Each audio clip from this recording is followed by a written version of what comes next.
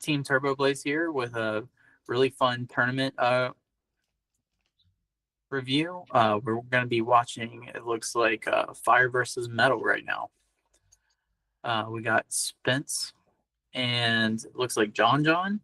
Um, yeah, how are you feeling tonight, Evan? It's looking to be really interesting.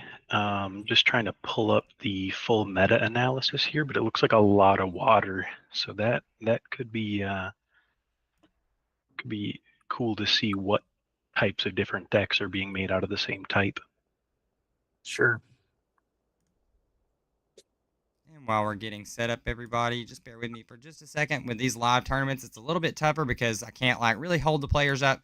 They are already ripping and rolling. So you're going to see some things flying around the screen until I get everything fixed. But it looks like as of right now, I'm getting pretty close. So I am pretty excited about the knot. I know that Spencer's been really, really excited to play this Swamp Fire list for a little bit now. And the plan is to kind of just bounce around. We've got several guys in the event tonight from the Turbo Blaze squad. So a couple different shots at catching a 4-0. I know the prizing's pretty good tonight. So I'm very excited to see these decks on performance, these players that, we've been ready to root for quite some time now. Some of you guys have noticed this past week, the announcement, our partnership with Collectors Connection, and you'll see the logo on the screen now as well from Collectors down in the bottom. Man, we're really excited for the opportunity that they've given us and really ready to kind of push forward with everything that's going. So that's why we wanted to come out tonight, be live, and let everybody kind of get back in the swing of things. Right, Ghoulies? Absolutely. Yeah, we're so excited for that partnership. We are really, really grateful for them, and we cannot wait to see, what the future holds for us as we work together on growing the GLC community. It's going to be awesome. All right. Uh, so right now, I mean, we can go ahead and get started, kind of seeing what's going on here. It looks like Spence is going first. And something's really exciting about this list in particular tonight is that he is running the three consistency Pokemon with the Rapidash, with the Salazzle, and with the Macargo. And we have been on the just like believing that like this is like the way to do this. These extra consistency outs with what the Rapidash offers just kind of takes the Dex engine to a next level. We've seen it a lot in like testing where, I mean, it's like Pidgeot EX at home, right? It lets you set up whatever card you want every single turn. And that engine in general is, something we say like an engine that lets you be the better player, right? Like you're taking out a lot of luck in the grand scheme of things, and you're just like, basically you get to choose whatever card you want to play. So, if things don't really come through, a lot of that can be on you. And what do you think about the three consistency lines? We're sorry, I was trying to edit my video here. No, you're Trying to good. get that fixed. So talking about Spence's list with his consistency pieces, and I'm on the same side as you, Ghoulies. I think that, like exactly how you had said, it gives players who are better players the ability to pilot situations because of having the ability to tailor out search cards. We've seen how powerful that like a deck like Milo Pump has been over the past couple of months, and it's like solely on the back of the ability to tutor out certain cards in the moment and know exactly what you need and go get that. So these consistency pieces that Fire has access to now, definitely giving it a big boost for its typing. I know Spencer's been very excited to test all these cards out, see how it works together. Yeah, absolutely. Like, the way he's been looking at it is like whatever piece like you draw into first is what you go with. A lot of people were just like, well, do you go Salazzle first? Do you go Rapidash first? It's we're believing right now. It's honestly whatever you draw into first, because both kind of accomplish the same goal. Rapidash does it like with way less resource damage to you. But I mean, taking out whatever card you want and then drawing 3 on top of that every single turn just off of abilities is absolutely wild. So we have seen that engine just really be able to piece together like the super important plays that he needs to do. It lets him see like the recursion on the Chi-Yu when he just needs to keep on trading. It also allows him to see rare candy, Skeledirge whenever you need to do that. All the energy acceleration. I mean, you name it, you can do it. When you need a gust, you got the gust. You know what I'm saying? Like it's super cool.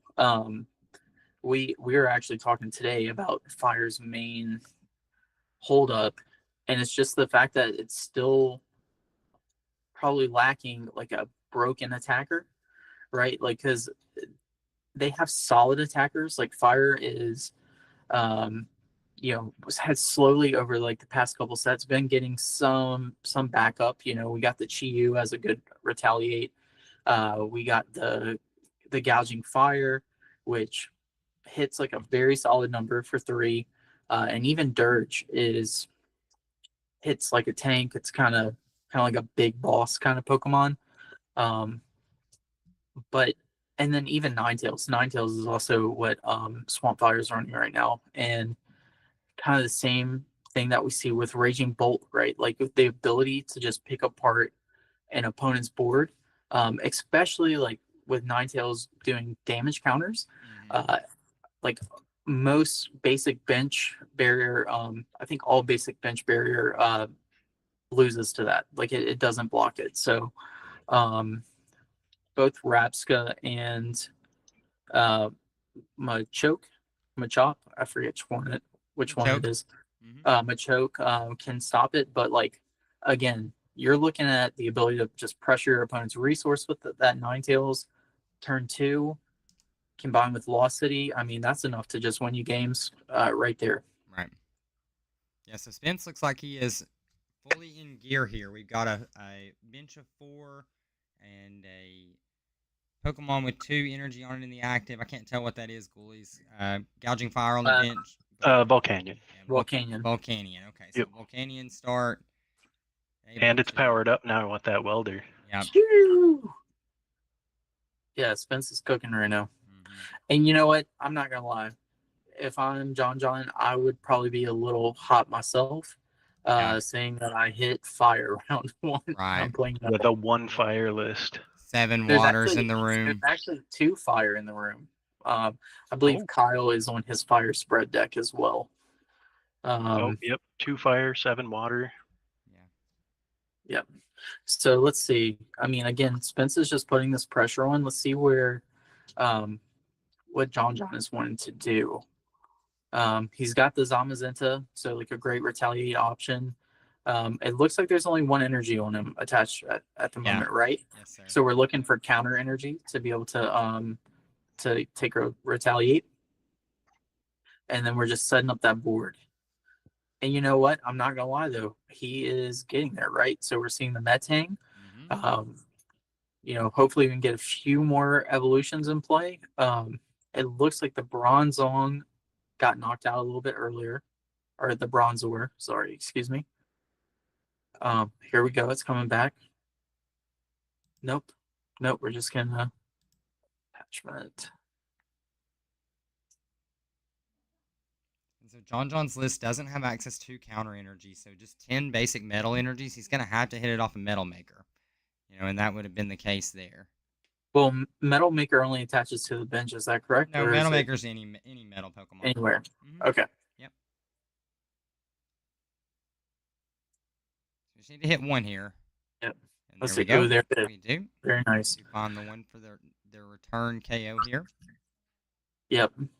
And even when the Zamazenta goes down, he does have access to the Jirachi pivot, which will be really nice. He's got the Duraludon in play, so looks like he can, either hit a tool or an energy if he gets that Archaludon. He'll be in a pretty good spot. Yep.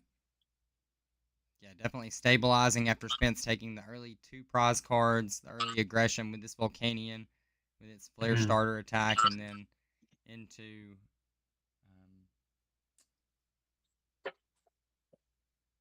its High Heat Blast attack on the second turn. So back-to-back knockouts. And now John on the board with his first take. And looking at John's list, when we get to this part in like GLC, a lot of times like you have to like have a really big disruption turn in order to come back in this kind of scenario, right? So like you're gonna have to hit A raising play. Yeah, gang's all coming down here. Yeah, Supplies on so the that- cargo and Crocalure would be my guess. and John does not have Hex on the list either. No. So I'm not gonna lie. I mean, this list looks a little bit more like it's trying to be tanky, kind of. And that's just really not what you want to see. Staring at fire. One of the video feeds on the stream went out. Like the stream is still rolling. Let's see. Must be ghoulies. Just the camera. Right. The boards are still rolling. Looks like it's Yep. Ghoul's feed. There we go. I got him back. Cool. That's on me. Man, just hit minimize at some point in time. There's so many windows open. There's so much going on with these streams, but it's so much fun. So, Yep. So this gouging fire with weakness, even though John's not down to 4 yet, we'll be able to take a KO on this Zamazenta. Just weakness really playing a big portion into this matchup for sure. Like Ghouls had mentioned a little bit earlier, with not being able to tank against this kind of list, you're not really going to be in a great position, I don't think. Yeah, because I mean, they are playing Metal Frying Pan, but again, when you're staring at an engine that like lets you get out whatever piece to the puzzle you want, it kind of makes it where like that just doesn't matter. Right. Yeah, field blower is always, one smooth over and draw away. Mm-hmm. Yeah, Spence getting ready to get the Vulpix online again. That's like that Jirachi becomes a free prize at any point. Plus, let's see, there's just like a good bit of liabilities. It looks like on the bench. And it kind of makes it where like you can't put the Bronzor down without it getting KO'd either. Right.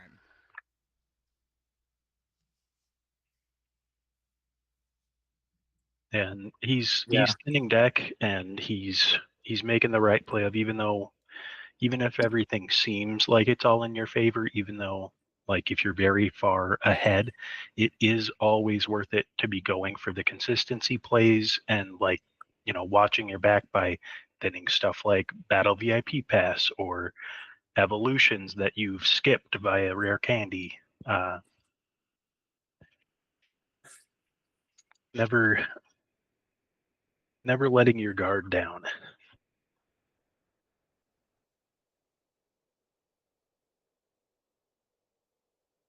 Yep. Yeah, definitely just like keeping on the gas, like just making sure that when that disruption does come, like everything is just out of your way. All right, let's see here.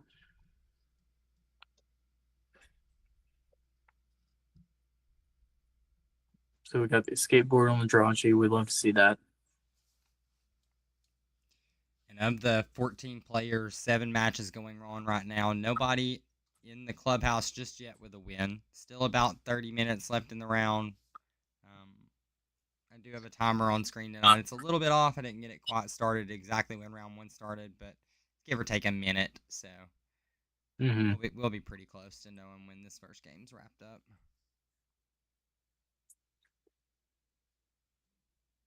On a side note, I love seeing Caparaja from John. I think that's such a cool card. Yeah. I don't know how strong it is in the meta, but like it's just such a cool Pokemon. And I typically really am all about the tanky Pokemon anyway. So it's cool to see that they brought that to the tournament today.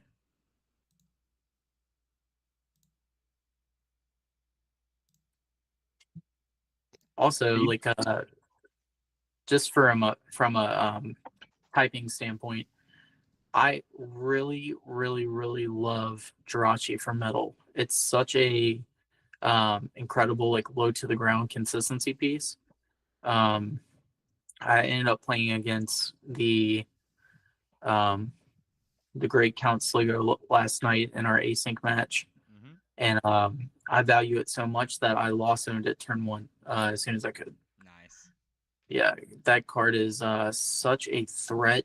It seems like it just pieces everything together for metal.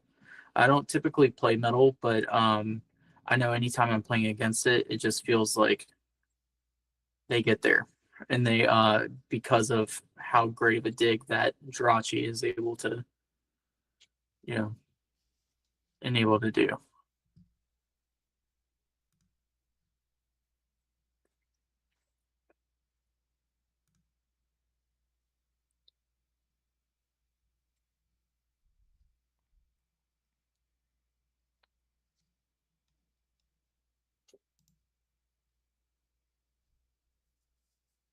All right, so it looks like we're going for a Archeralodon knockout here, return. And I'm just making sure we have not seen Field Blower yet from Spence. No, I don't believe so. Okay.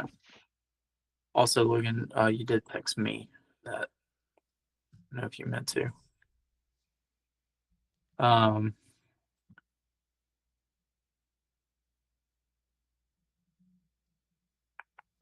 I think, I mean, at this point, like, you have to, like, all right, so we're going to sacrifice the Metang. You have to, like, pray that, like, Blower's, like, prized, and even then the Dirge, I don't know quite how much it's hitting just yet, so we got 3 there, so that's plus 60, 80. I think Dirge is getting there. That's hilarious. Regardless. No, I did not mean to text you that. Yeah, I was just like, yeah. Cheers. Right.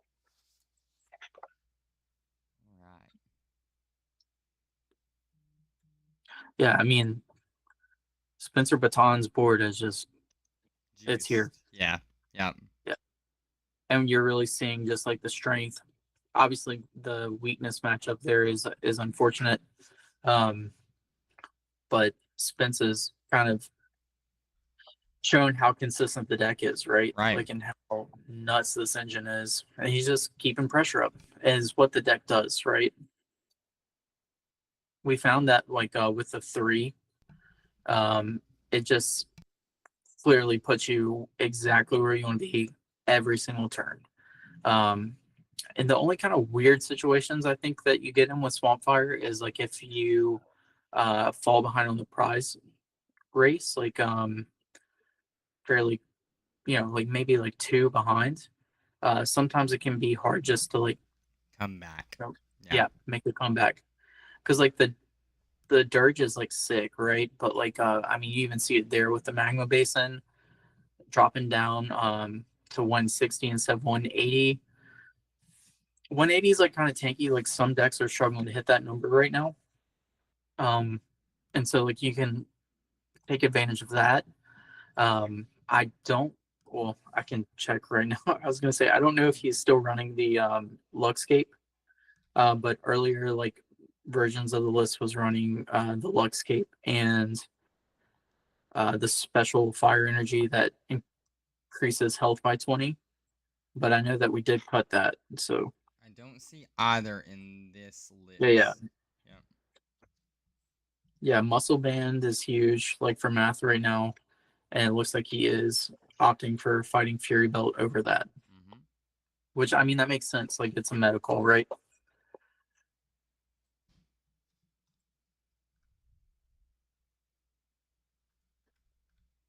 Yeah, absolutely. Just trying to make sure that he has a little bit extra damage output, along with a little bit of more tank, while still not giving up an additional prize card like with the Lux Cape, right? And it seems like it was a good meta call, because I tell you, tonight with 7 waters, it's not a night you would be wanting to drop a Lux Cape, I wouldn't think. Yeah, no, for sure not.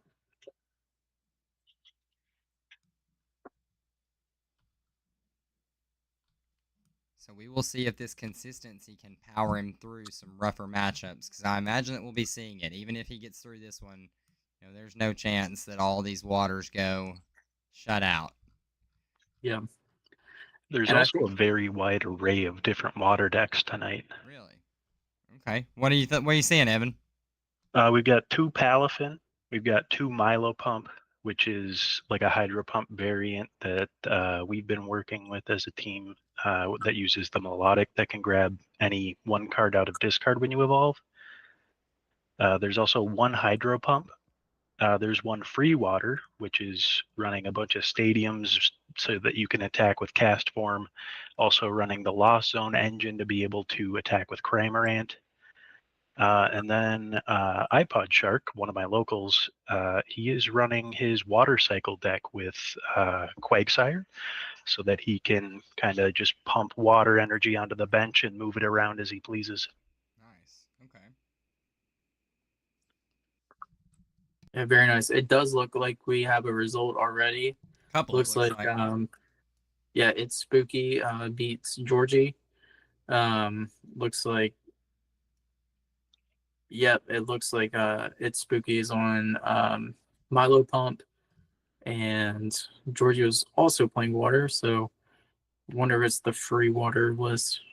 Mickey took Yep, down yeah, it is the free water list. iPod Sure. Shark with Psychic as well. Coffin Psychic. That'll be fun to watch if we get a chance to see Mickey on. Now, Oh yeah. the goal tonight, guys, for anyone just tuning in, is we're going to try to take you through a badge run. Hopefully, we're starting with Spence, because Spence has been very, very adamant on the list and wanting to play it, wanting to show it off. So we're going to start with Spence. Hopefully, Spence can continue a winning streak. It's looking like this first game's all but a wrap. It'll just be on to the next round. We'll keep showing Spence until Spence takes a loss, and then we'll bounce over to one of our other teammates if they're still in the hunt for the badge. So teammates in it, like we had mentioned, we've got Chucky playing a fighting list. We've got Robbie in here playing Waterless, playing Milo Pump, and then obviously Spencer with Swamp Fire.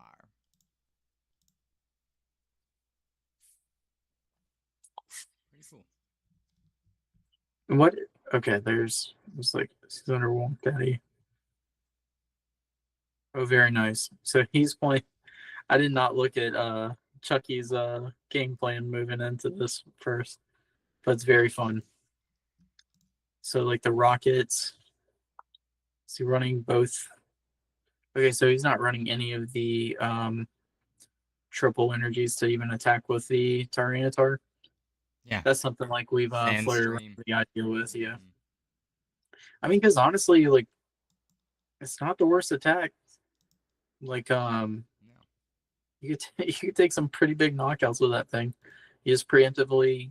Well, I mean, even with Raihan, right? Like you can just go Raihan and then get like the Yeah, grab triple, Ignition or yeah, ignition and triple excel. Yeah, that'll be really. I'm excited to see how Chucky does tonight.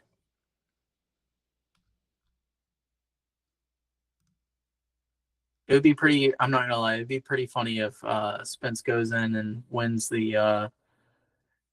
this one with Swamp Fire with that heavy of water share. Sure. Yeah. Yeah, it would be crazy. If you talk to Spence about the water matchup, he believes that Swamp Fire actually wins it. Yeah. Or it's like maybe close to even. We will see shortly. It Yeah. feels like they're on a collision course tonight. Yep. Yeah, I would be shocked Ooh, if he Guzma. goes through Big this whole Guzma play bracket. here to take down the draw engine, take out the heart. Does reset the Archaludon, but Spence is looking at this as, needing 2 more attacks to win the game. He has non-tails on board that can place the non-damage counters on the Jirachi this coming turn. So Spence has basically game on board from what I'm seeing, Ghouls. You agree? Mm-hmm. Yeah. He's just saying like, hey, I think it's interesting that he did not get the just get the blower there. I mean, I think it doesn't look like there would be hardly any response if he did just take the knockout. Yeah. But because there's a world too where like John gets like blower. If it's I don't know if it's gone yet or not, but you can get like blower and then like gust on the nine tails. Mm-hmm. I don't know, but again, like that. See, okay, see. Yep, field blower. Like,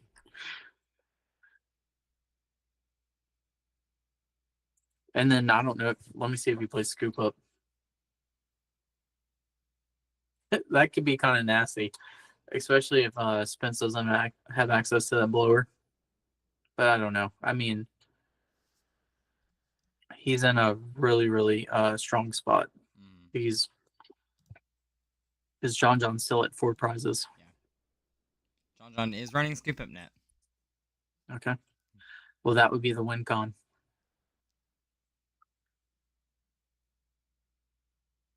It's like we're seeing a Lucamine play. Something that interacts with the discard pile. Might be holding on to VS Seeker.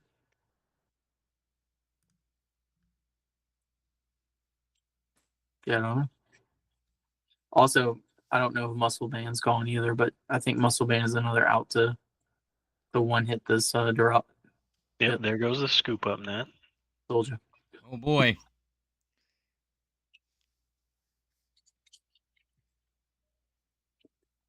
Blowers used in metal goggles on the Jirachi, it looks like. What Lee's saying from chat. But metal goggles, I think, looks like is in the discard pile now. So yeah, metal goggles was attached to the Jirachi and when scooped up, removed from play. So now Spencer's going to have to find a way through this Archaludon. Big boy.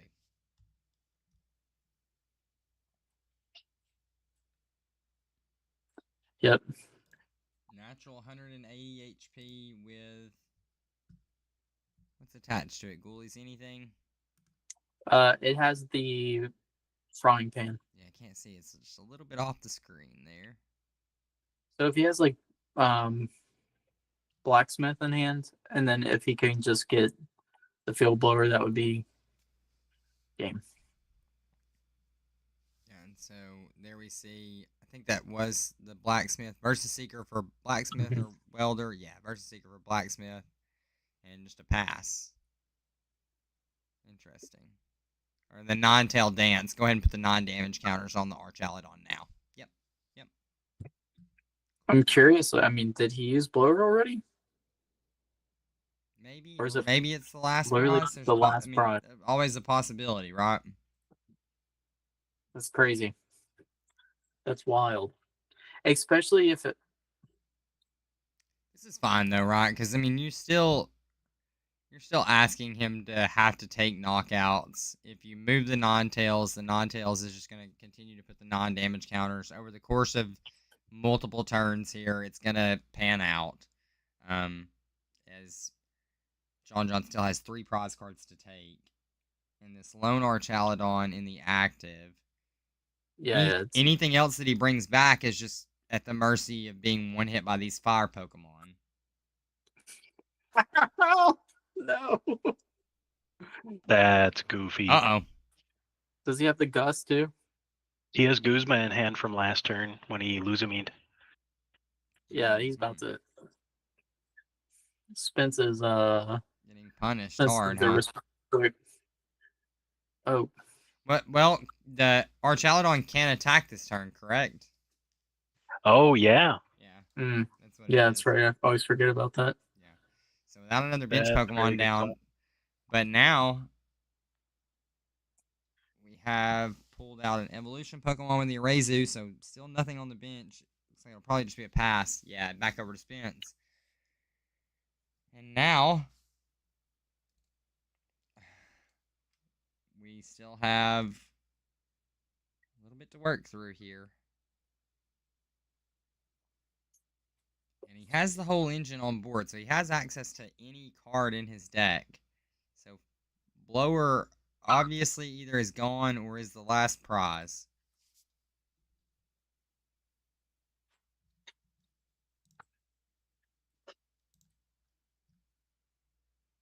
I wish I could see. Wish I could see what's there. It's got to be the last prize. Yeah. Because like you definitely don't play Blower until you see that. Until you see that tool, right? Right. Yeah.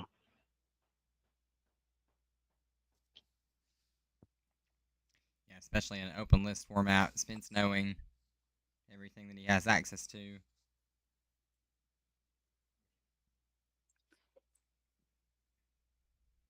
Not Stretcher being waived but not played. Yeah, he might just be thinking like, I need to power up another attacker. Yeah, just have it ready. He knows the Guzma's there, so. Yep. Yeah. All right, Clara. Gonna grab back. I like it. Yeah.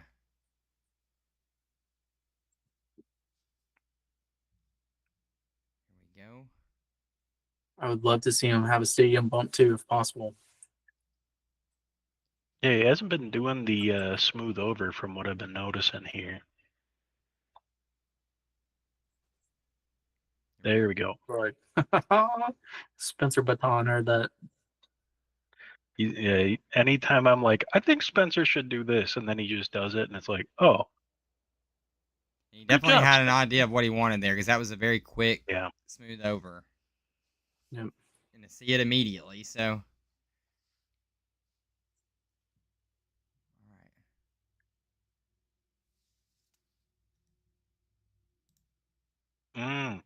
Going for fire starter.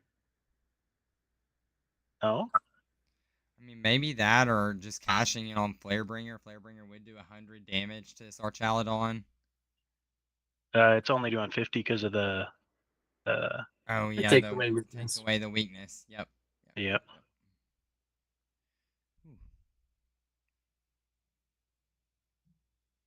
Yeah, so right here, he's just going to be spreading his stuff where he's just like, all right, I've got the pressure here.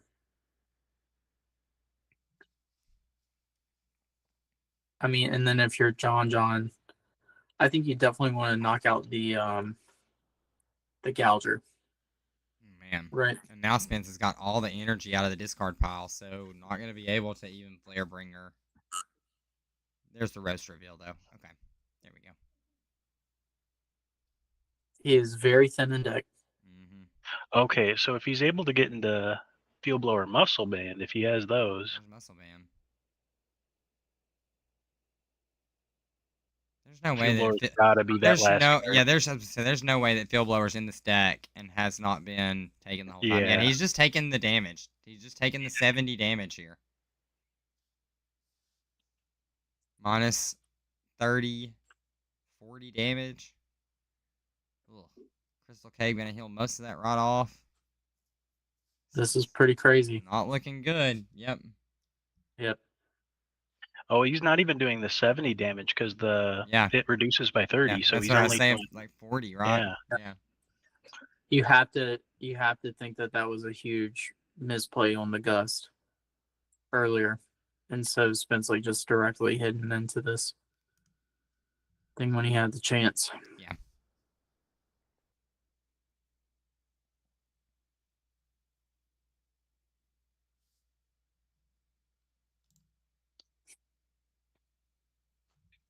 He's gonna be so close to like. Wait, did they heal? Oh, Yeah, they did. apparently They healed first.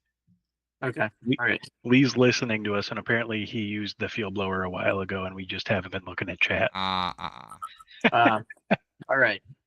So Well, this is a good note for people who are playing fire versus metal, is that it's probably the right call to hold your field blower for a metal frying pan, so you don't have to deal with this.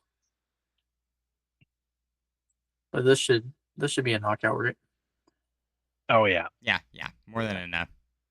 170 gonna clear, especially with all the damage that's already been put on. Like I said, he did heal last turn. There's 70 damage on this Archalodon, so it's gonna be more than enough to come in and clean up for a round 1 victory for Spence. Yep. Good games to both players. Shout out to John for making that one as close. That's what they did. That was pretty fun there at the end. Crunch time for sure. All right, and we still have about 7 minutes left in the round. Still a couple of games going on. Chucky's still out there without a result, and as well as Robbie. So, Coolies, you want to check in on those games and yeah, absolutely. See how that's going for everybody.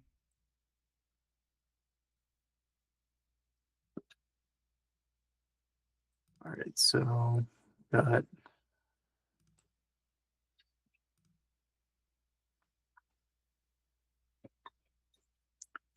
looks like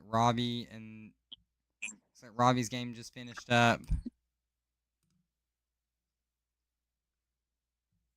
Looks like Chucky's still on a close one.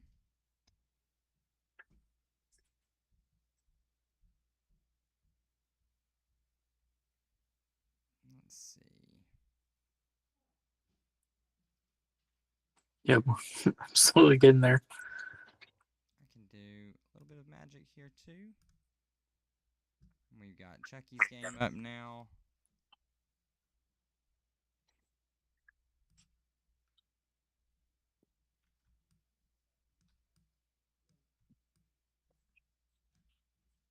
All right, so fire versus grass there. All right. Yeah, what is he playing? That's so crazy. Okay. So it looks like this is probably a matchup that Chucky was not expecting. Yeah, to say the least. And how much time is remaining? 6 minutes. They 5 minutes. Yeah. They could potentially finish this one. I mean, it definitely looks like it's relatively close. So I have used this Aerodose a lot. I've played it a lot, whether it's in Silver Series or I tested it pretty heavily in Egg Mill when it first came out, and the card's like pretty gnarly. Like its attack is pretty serious, so it's like it does more damage for the amount of retreat costs in your opponent's on your opponent, and then its ability also makes the retreat cost heavier for evolution Pokemon. And so like it looks like Squidman is combining it with all kind of increase on retreat costs with the gemstone and the stadiums. So that would probably rack up pretty heavy for most attackers in the format, actually. So that's a really fun meta call there. It looks like Chucky probably scooped to it, right? Mm-hmm. Yeah. Yeah, 17 Pokemon in that list. So definitely like a heavier Wow. yeah, a heavier list for sure. I mean, what I would say like 13 to 16 is like maybe standard for grass. But like going all the way to 17 is pretty heavy. Um, I think most of them cap at like 15, to be honest with you. Yeah. But yeah, so yeah, very very fun list. So we see the Tangle Growth with the Grass Knot, so 10 plus 30 for each retreat cost. Um, so that thing's gonna be swinging pretty hefty. You'd imagine there's Galarmine in this list. Let's see. Yeah, Galarmine, the Team Aqua's secret base. Um, very, very fun. Also, Yeah, only six, very cool list. yeah, 6 energy, which is cool too. Like because like they're playing the Eldegoss, and they're just saying like, okay, like I'll just see that energy. I only need to attack 6 times. That's it. Yeah, most of their attackers are single energy. Mm-hmm. Or no energy. I Yeah. imagine because they're playing the Badoo, so they should be able to slow the game down enough to set up that field. So that's very fun. I'm excited to see um, how Squidman finishes. Yeah, so we do have a couple of the Blazers with the early result, first round victory. We've got both Robbie and Spence with the first round win. So potential that we get some team TKOing going on, but hopefully not. Not this early. Yeah, and going into round 2, it's 4 water decks, 1 psychic, 1 fighting, and 1 grass that are 1-0.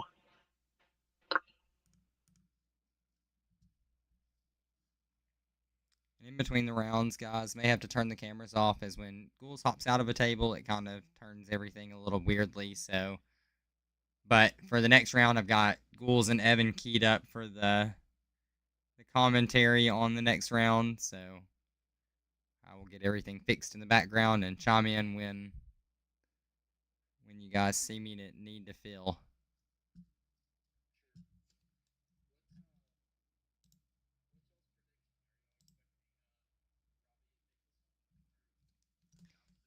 Yeah. I mean, it would be hard for me to bet against Robbie, right? Playing Milo Pump, a deck that he's very familiar with.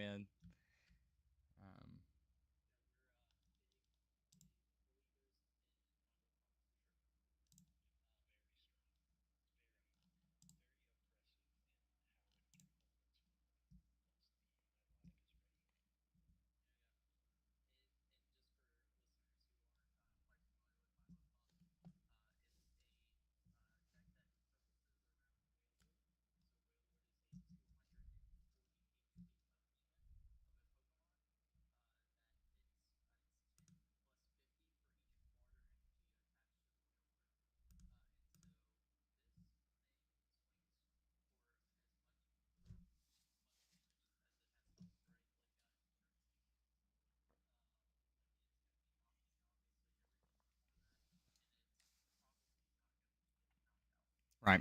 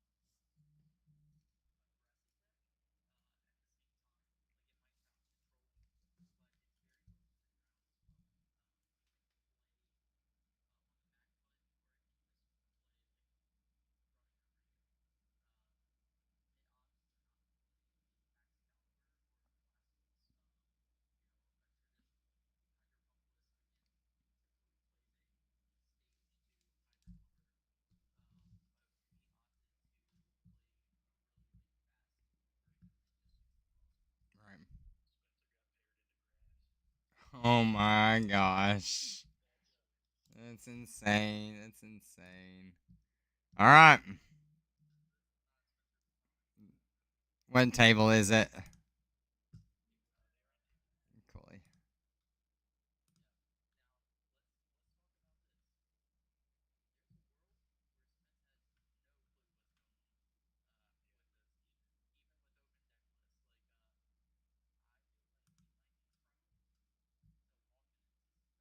Yeah. Possible.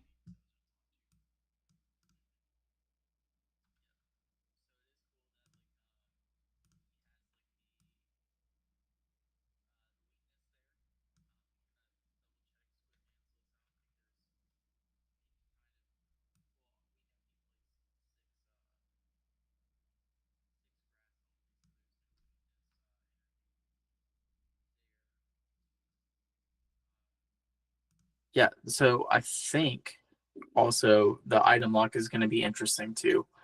Um, Playing against Swamp Fire with Eggmill, item lock can be a little tricky for the deck, but you do play stage stage once, so that could be a lot easier to draw into that. Um, Also, the rapid dash is just really good into item lock and really good into control. Like being able to constantly like push through your resources is going to be great for spins. But I'm excited to see what Squidman does here. I think there's a good match right in front of us. All right. We've about got everything Yeah, set up. this is going to be a very, very interesting matchup. Just going through both of their decks, trying to see like what kind of outs they have. Spencer does at least have things like Bird Keeper for switching out under item lock. Mm-hmm. But getting back into that is a whole other story if they're able to keep that lock up. Sure. The other interesting thing just about Squidman's deck is like even though there's like all these like strong like trap elements, like they're not trying to control anything. They're not trying to trap anything. Like essentially like it's just a deck that's taking knockouts but Yep. in a really really cool way, right? So you see things like jamming tower like shutting off floatstone and stuff. So like that Med Cargo, even if it has a floatstone, That is through your turn. that's through retreat. That thing's getting knocked out. That thing's getting for exactly 90 without any of the other buffs. Yep. Yeah, so jamming tower is going to be able to do like a lot of strong things. And you know what? Spence's board plays a lot of heavy retreat guys. Yes, it Yeah. does. Yeah, and then the one That Fuecoco's Gonzo. those, and that's a lot of we can talk about this too because this is the interesting element here, is like you have type weakness. So this is a cool gym leader challenge conversation because like you have a very very strong weakness thing here, but this might be one of those matchups where it actually doesn't matter too much. Right. Right? Like you could probably get a really fast, like aggressive start if you're Spence. Like being able to take knockouts like really early with something like Blacksmith onto Chiyu or something, right? Like where um you're not having to put all these resources. So there's that. But at the same time, all of Squidman's Pokemon are squishy. Like they're gonna be getting knocked out regardless, right? Yeah.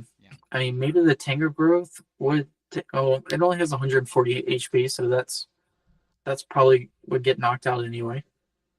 Um, Probably just the Torterra that wouldn't be getting inherently one shot anyway. yep. So that'll be really intriguing to see how that works. Also, I'm kind of curious to see if there's ever any situations where Squidman's stadiums uh, bite him in the butt with like a heavy retreat and getting something stuck active or something. Right. Mm-hmm. because it looks like you got Scoop Up Net, Float Stone, and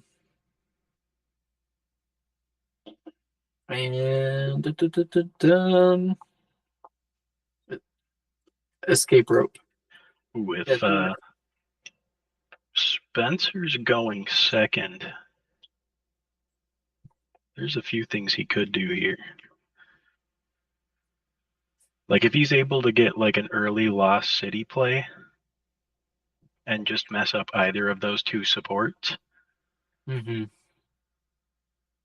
He'll drop in the jamming tower immediately, saying like you have to find the float and the stadium bump is pretty cool. Squidman's playing a lot of stadiums. Let's see, we have 1, 2, 3, 4, 5, 6 different stadiums. Which I would say like a standard amount is like anywhere from like 2 to 3 is kind of what most decks run. And so Squidman can really just straight up win the stadium war here with whatever they're looking to keep, which is kind of cool. Also worth noting, no Luzamine, but instead he's running Roseanne's backup to be able to put stadiums back into deck. Which, I mean, if you have the Saws book, he's got to have the compressor or the blacksmith here, right? Yeah. Yeah, this is Blacksmith and just start swinging with Salandit.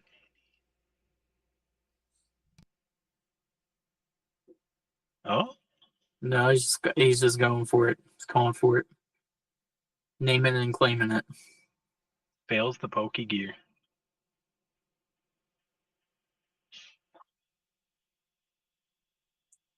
Like worst case scenario too is he could just have energy retrieval and just like that equals a professor's letter, right? Oh, okay. Oh, yep. So he's hitting 80 now. Told you. Yeah. That's so gross. See, this is exactly what we're talking about. Like you can just put pressure on like low energy stuff, and Squidman is on the back foot immediately. It also is probably worth saying him testing against you playing Eggmill enough has probably made him aware of what he should or shouldn't set up in any sort of even vaguely control style grass matchup. Yo, look, this is exactly what I'm talking about. the stadium. Yeah, he can't retreat. Cow. Yep. Oh, buddy. Oh man, we were just talking about this too. Yeah.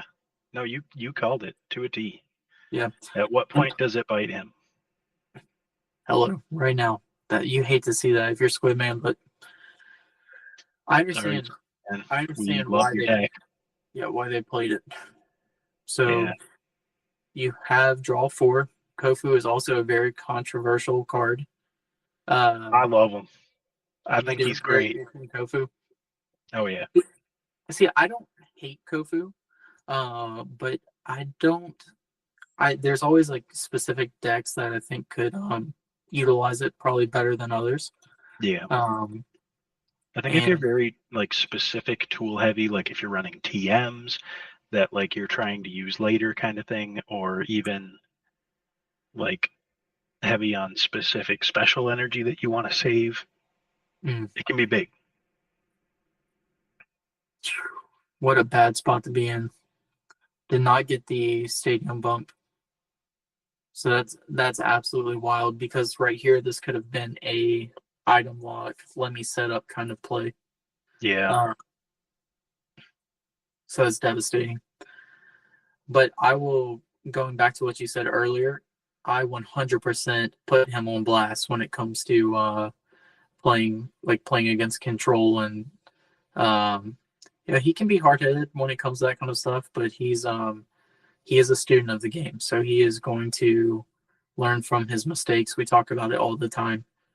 You know, if you misplay and you lose because of it, it's like like in your brain. Like it will never leave that. So like Yeah. you'll never make that mistake again.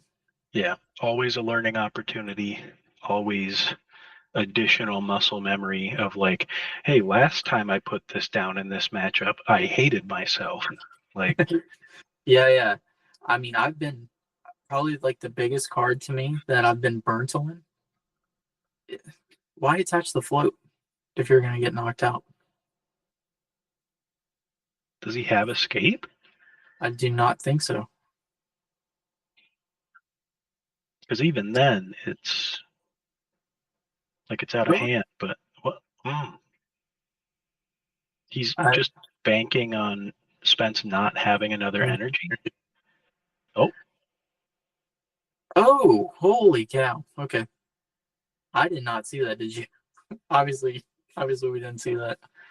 Yeah. Okay. I mean, if you run what 6 stadiums like he is, You're you're definitely gonna hit one at some point. Yeah. Yeah, 6. So we see a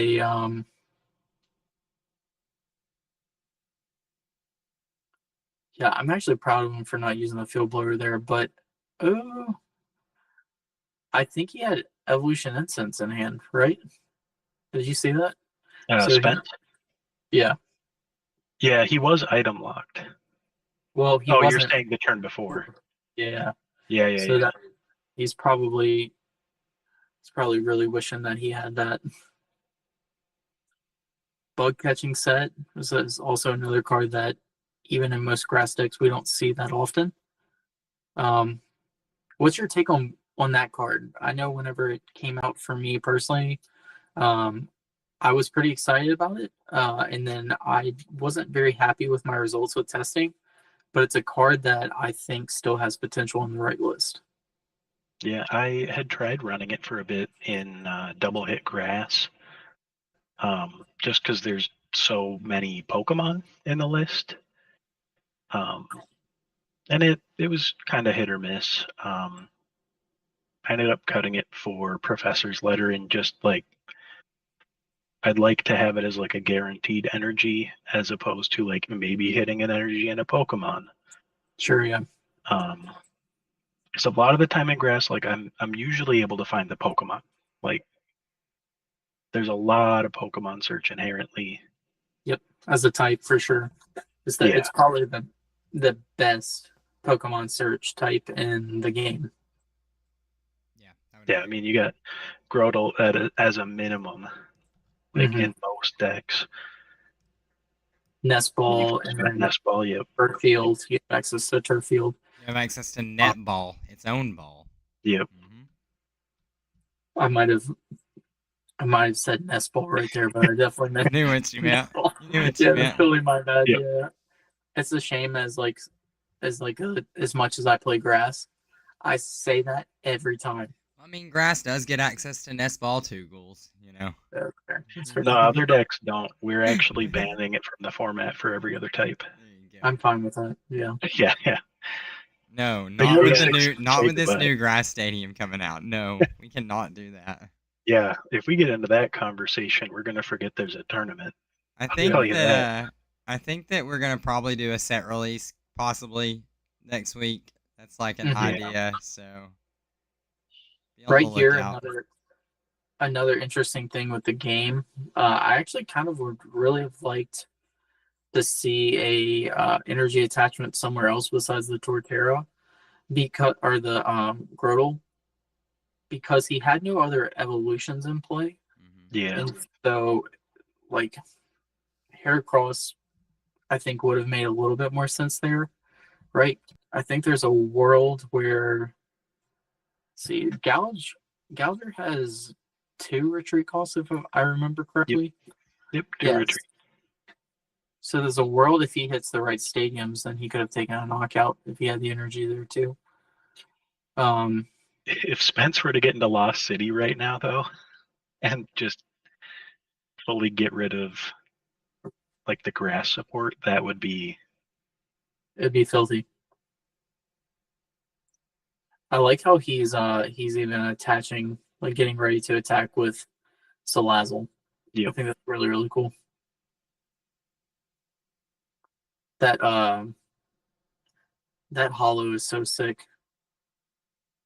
On that Oh, baby, baby dirge. Yeah, that was it their McDonald's promo, or was it one of their side sets over in Japan? I'm not sure, to be honest with you. It might even be one of the China It's a promos Chinese. too. Yeah, it's a Yeah. Chinese card. We picked that up when we were at Full Grip. Yeah, that's so cool. I actually think that's like my first time seeing that promo, like IRL. I think it's like actually in one of their sets. It's not like a promo specific thing. Really? Okay, so Yeah, that's it's their the reverse hollow foil. reverse hollow. Holy cow! Wonder what Yeah, else. we'll probably get that in like 8 years when they remember that Yeah. we can have nice things over here. I need to go look and see what else I can get with that reverse hollow pattern. Yeah, see right here this is a pickle. Putting up the poison point. This is a loss, is what this is, unfortunately for Yeah. our viewers. Another game that's going to be kind of just a run out. Yeah. Yeah. And right here, Spence has got to set himself up for success the best he can to avoid any kind of crazy shenanigans. There is a world. I know we were talking about where, Squidman's not trying to actually lock anything, but there is a weird world where maybe he could. I don't know, maybe Birdkeeper's prized, maybe Guzma's prized, I don't know. And then like you can just like trap something active for as long as you can. But it's definitely a very bad spot right now. Yeah, and 3 I to don't 6 even know, because if you get the Fuecoco up, that's only so much that he's holding. Because that eventually becomes the strongest attacker in the deck. Mm-hmm. And like Spence is doing the thing where, he's not setting up bench because he must have seen all the retreat cost goofiness. Yeah. And that's the problem with these kind of strategies, right? Is like to some degree there's ways that your opponent can play around them. Then you're also inherently inconsistent. Your guys, you're very like combo based, right?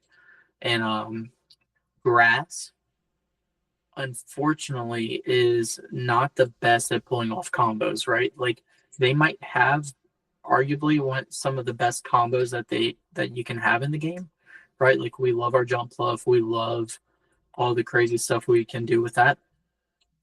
But there's only so much that you can do with consistency, right? Right now. Absolutely. You keep saying right, and the word that I want to put right behind that is now. Now. Right now. Yeah. And give it a minute. Yeah, for any of our viewers that are not aware of this, there was a stadium card that was just announced that will be coming out in our next set. It's called Vitality Force. And what it is a stadium card that lets grass Pokemon evolve the turn they're played, except on their first turn.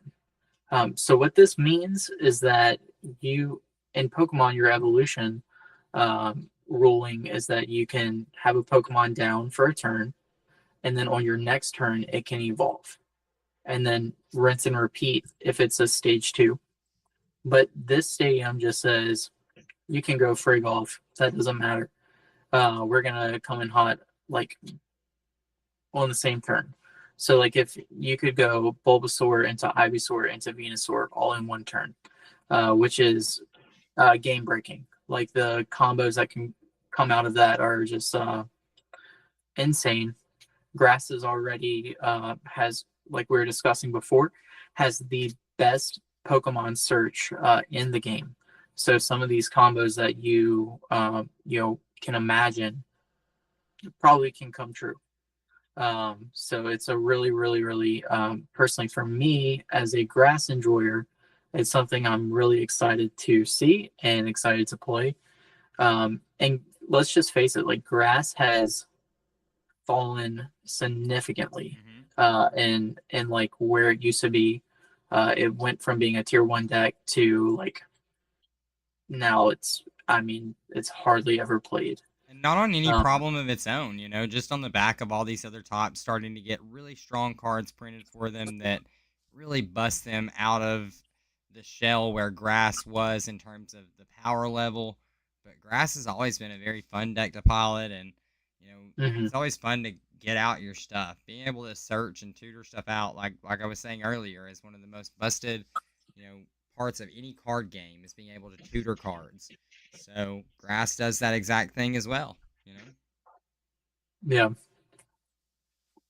So it'll be interesting. The community's kind of, I think some people are upset, some people are excited. But we will see. I mean, I know that if a card's printed, then I want to be able to use it. Mm-hmm. And shout out to the game designers for loving me. I appreciate y'all. But no, I mean, all seriousness, it's going to be really fun to see how grass can kind of like probably keep up now.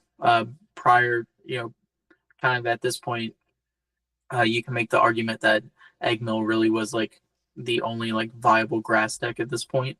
And even then, like it wasn't putting up massive results across the board. And as being a control deck, like normal attacking grass decks just kind of really struggled. Like Evan was saying, like double hit grass really can't keep up. And so maybe this is the card that the deck needs to get back into it. So Yeah, and this game is almost all but out of control. Yeah. Spencer got into the Bird Keeper after some damage was inflicted and was able to continue to set up via the Magma Basin. So now he has 2 attackers online. Mm-hmm. Did have to that's get rid of that energy off of the Salandit to retreat. Yep. No, but Salazzle rather. It does look like just a quick little update. It looks like Mickey beat Spooky, Yep. and it looks like Robbie beat Sylveon Enjoyer. Okay. So is Mickey playing? Oh, Mickey is playing the Garbodor spread. Yep. Garbodor spread, Coffin, Psychic. Yep. Yeah, very interesting. Robbie did get down paired. So if Spence were to win this one, probably looking at either Mickey or the winner of that table 2 match, I would think. But yeah, so and that's let's see what the matchup is. It looks like it is water again. And so this is going to be like your traditional Hydro Pump versus another water list, which is going to be the Palafin deck.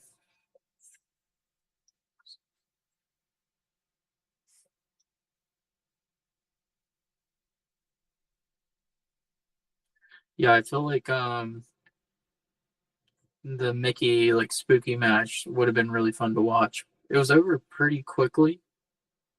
So I'm curious to see what ended up happening there. I'm sure that a mixture of Cofagrigus and Garbodor can be pretty troublesome for any water deck.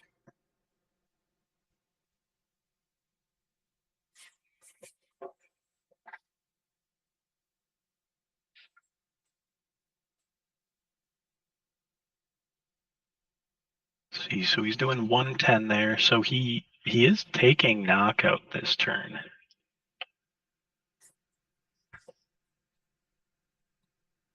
Because it does 30 per retreat cost. Wait a minute. But the ability only works on Evolutions, yeah, you're right. which is one of the main reasons it did not make the cut in Eggmill. It's like you can't devote 2 spaces to that if it's not if it doesn't cover every basis, you know. You can't force your opponents to evolve. Right. You can force Pokemon in play, but you can't force them to evolve.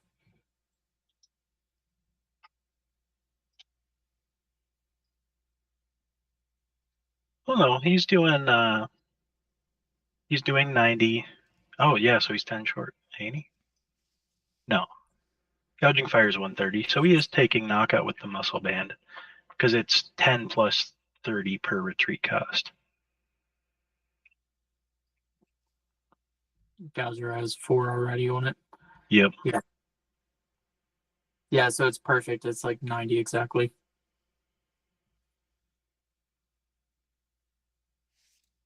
And then The only he's thing got is, can he set up another attacker to deal with either the Skeledirge or even the middle Evo there, the Crocolore? That's doing 90 for 2, and it already has the 2. yeah, and it bounces the energy back to hand, so it'll Yep. be pretty solid. Probably have to be careful of an Iono or something like that. But Spence is playing very, very thin here. Yeah, he's played this in a way where he literally got out exactly what he needed to and nothing more. Not a single thing more. Yep. And it does look like I mean Squidman does not have much going after this knockout either. Right.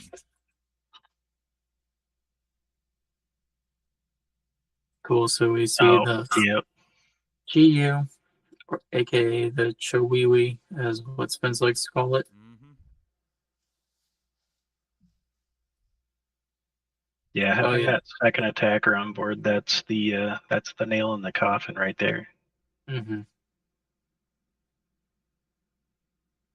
Yeah, I do like the draw here too, especially if he can get like a Spencer's got to have like a 13 or 14 card Oh, hand at this point. Oh, that's huge. Yeah. That's huge. If he can get the magma basin too, that would be just Magma Basin absolutely already stunning. came down. So yeah, we had that was to, bumped. yeah. Okay. Sorry, I was probably ranting about Vitality Core at this point. You had forest brain going. But like any stadium as well, or not stadium, any supporter as well here would be good. Like there's energy in the bin. A knockout was Yeah. taken last turn, so like Raihan's live. Right. I mean everything's at your disposal. We knew Hearth was in hand. Get rid of that VIP pass. Perfect card to discard. Great thinning, yeah. Mm-hmm. Like I said, Yeah, Spencer's even got to have like a 12 or 13 card hand.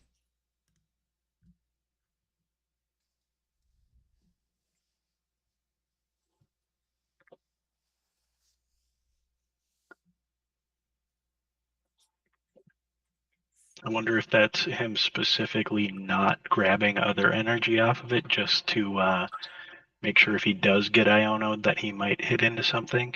Or have energies left still. Yeah, right. Yeah. Yeah, I don't know. Plus stadium disruption. Definitely. Yeah, because he fire crystalled 3, discarded 1 of the 3, and then Hearth for another. He's got Seeker. Yeah, that's it. Blacksmith, right? Yeah. Yeah, use Blacksmith and you're locked in. There we go. Should Yep. be. So he had all 7 either in play or in hand. Plus the extra. Right? Just insult the injury. Yeah. Yeah, Hey, that's I mean, yeah, got no, to be set up. Yep. And an update, looks like Doodle the doggy did win with traditional hydro pump versus Palafin water. Cool. Yep. So it's 2 water, a psychic, and unless Squidman has the craziest strategy that we're not seeing, it's fire. Yeah, this is wraps. Yeah.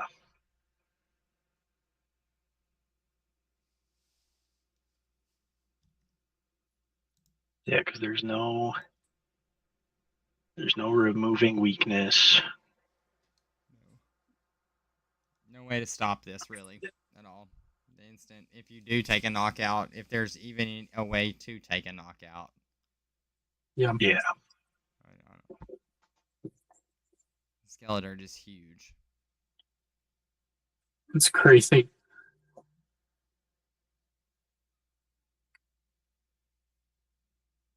Oh, The Lux Cave. Okay. That's a power move.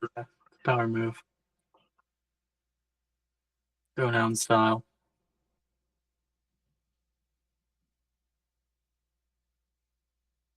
All right. Yep. And there it is. Spencer Yep. with the plot armor hitting both metal and grass in the first 2 rounds. We'll see if he can keep it up going into this 3rd round. Let's see if we can check in on Chucky now at this point. Because there's still a little bit of time left, about 14 minutes. Let's jump over there and just watch the rest of that game. Sure.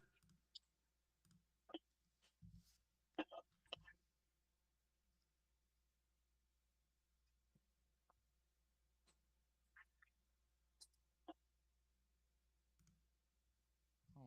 right, cool. All right, let's see where we're at. So we got 5 prizes. The 2. That's brutal. Yep. Goodness gracious. Yeah, these rounds have So we been just have a kind of moving. Yeah.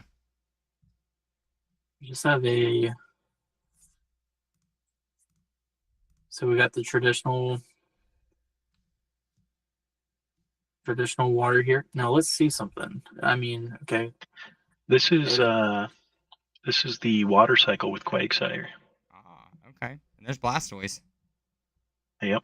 Love to see Blastoise. That's my guy.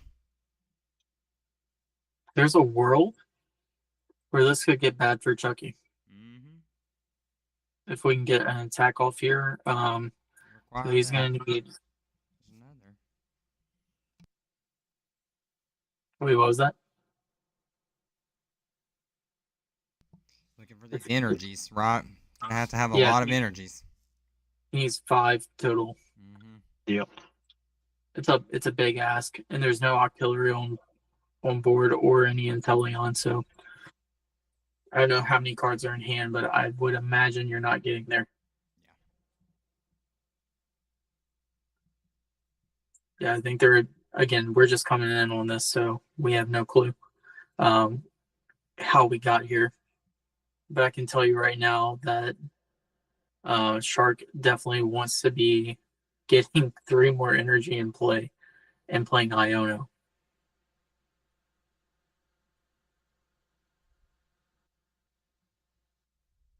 What's everybody's take on Veluza? How do we feel about it? With as many decks running either Hexmaniac or Hexmaniac and Silent Lab, I personally don't like it. Mm-hmm.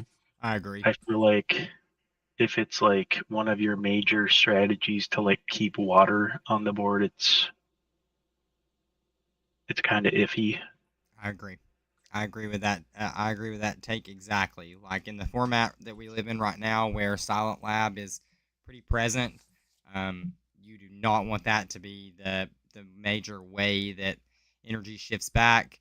I know that we've seen some traditional lists go back to the Lapras, the Confuse Ray, and its own Hydro Pump. It can get in there a lot earlier than the Veluza. Veluza does require the 3 energy to get started. Lapras can be hydro pumping for immediately as little as 1. So Yep. I think my biggest problem with Veluza is that its math is actually not great. yeah. Yeah, it takes a bit to scale up. Mm-hmm. Yeah, you have to for me, I think the ideal number is always 130. Like I want to be hitting 130. And Veluza has to commit 4 energies to hit that, and that's not it. Like that's again what y'all are saying is like there's there's Hex Maniac, there's Lab, like all these things that can shut off that ability to bump those water back. And it's like, why would I be using Veluza whenever I have other options, right? Exactly. And the HP thing, it's such a funny argument too, because like I feel like people are like either hate wishy-washy or love wishy-washy. And I'm definitely in the camp. I mean, we played in Milo Pump mainly for like a really fast attacker, and then also an attacker that's probably not getting one shot by a lot of the format. It sticks around. Yep. Yep. Or just prize denies, right? Which is really cool. And all wishy-washy players will tell you that there's times that we want the flip tails. Like that's a real thing, you know. There's times where you put a lot of damage into that wishy-washy, and we can just send it right back into the deck and fetch out the energy that we're on it already. It's like a cool world to be living in. Yeah, yeah. It is also worth noting that Eric is currently running one more Pokemon than Squidman's list. So he's running 18 Pokemon right now. Holy cow. Yeah, so, a solid, third of the list is Pokemon. Yeah, that's pretty wild. I So, used to be obviously, Veluza could probably go. See you later. Like, of what I'm looking at, Veluza could probably go. I think it's pretty crazy that there's Blastoise and Quagsire in the deck. Like most of the time, these decks are aiming to be very, very like low to the ground, right? And like that's why they don't want to play. It's kind of like what we were talking about with Milo Pump, Right. but they can just be a little bit less thoughtful about their energy attachments. Mm-hmm. And oh, did we not even see the we don't even see it. Okay, there we go. Yeah, but just typically you don't see the stage 2 in there.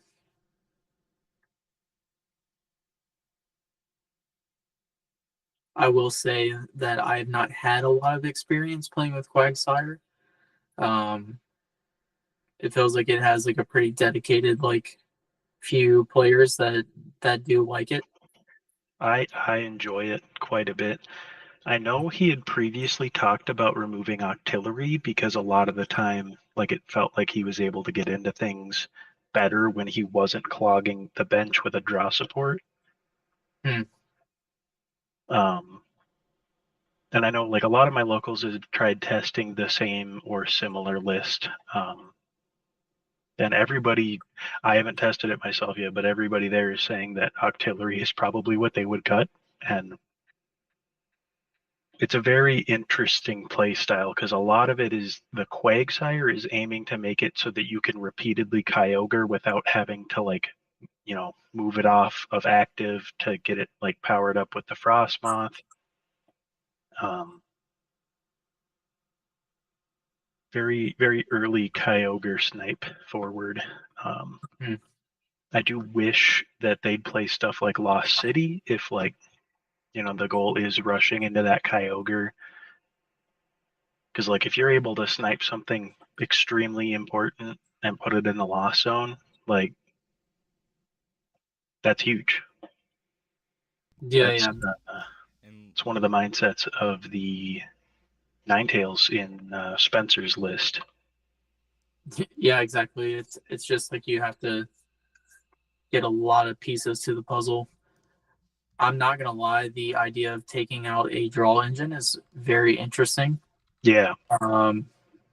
Yeah, because like you want to have the Ice Dancer, right? Like you want to have probably Manaphy, like you want to have Inteleon.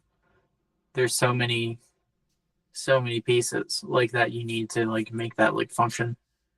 Which is That is like the premium with Milo Pump. Like this is what that's what I love about Milo Pump so much. I've said it consistently. Like the bench space is perfect.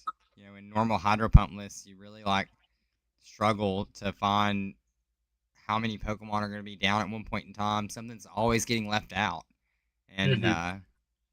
Milo Pump does not play that way. Sure. Yeah. Again, it takes a little bit of a learning curve. I mean, we've heard from a lot of people about maybe struggling, Synergies. yeah, with their energy attachments, but like you just literally have to sequence it correctly. It takes a lot of forethought to get there. Like it's not like it's not a hard deck to play, but it's not. I think the way that you've said it, Logan, is probably the best way, right? Like you phrase it as like you have to reprogram your brain, right? Um, Yeah. and so like I do think it's like optimal right now as far as like the way to play water. We've seen a lot of like really positive results with it. And again, it fixes a lot of the issues. Let's see. I don't have the list pulled up. Is iPod playing reversal as well? Nope, it's 7 water energy and a splash. Okay. That's Still a pretty nice low like count. Yeah. lower count. Um, yeah, we're playing 8 total in Milo Pump. Robbie's playing. I don't know if Robbie's adjusted the list, but Robbie was playing 9.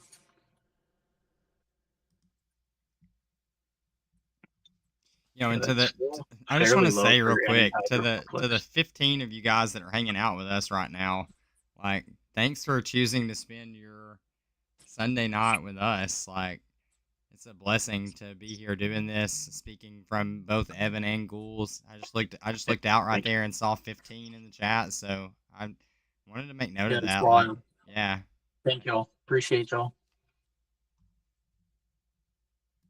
Yeah, it's really cool to just be able to hear or be here and talk this game that we love so much.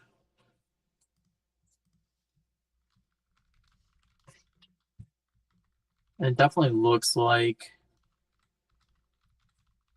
I mean, it looks like this matchup's basically a wrap too. Yeah, I wish that Eric had a hex or something, Mm-hmm. even if it was just for the Kyogre, like if he wanted to snipe something and the opponent has bench barrier. Um, yeah, and there goes the game. That's it. Yeah, the Switch card or the Switch Raft. Um, I think there's a world. Let me see if he's picked up already. Okay, yeah, he picked up. Where like you could have Switch Raft the Veluza, and you would have took the damage off of it. Where I don't know. I think I didn't see the actual wonky uh, Chucky. I gotta call him Chucky. I'm not used to He did calling have him by his by his cat form. yeah, he had a couple things set up on bench, but it's He had very Lucario dependent ready on to what go. he would have had in discard.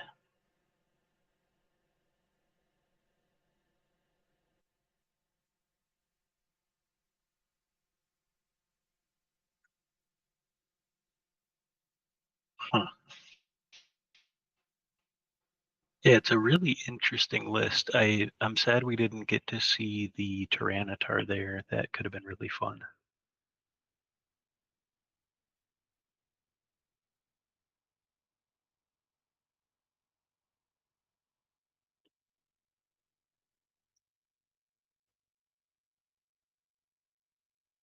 Yeah, Spencer, it's looking like the only easy out for you would be that psychic there. See you in chat there. See who else is in here. Oh, Lee Huffman was saying that Shark only plays the Veluza because he signed it for Eric. So that's fun at least.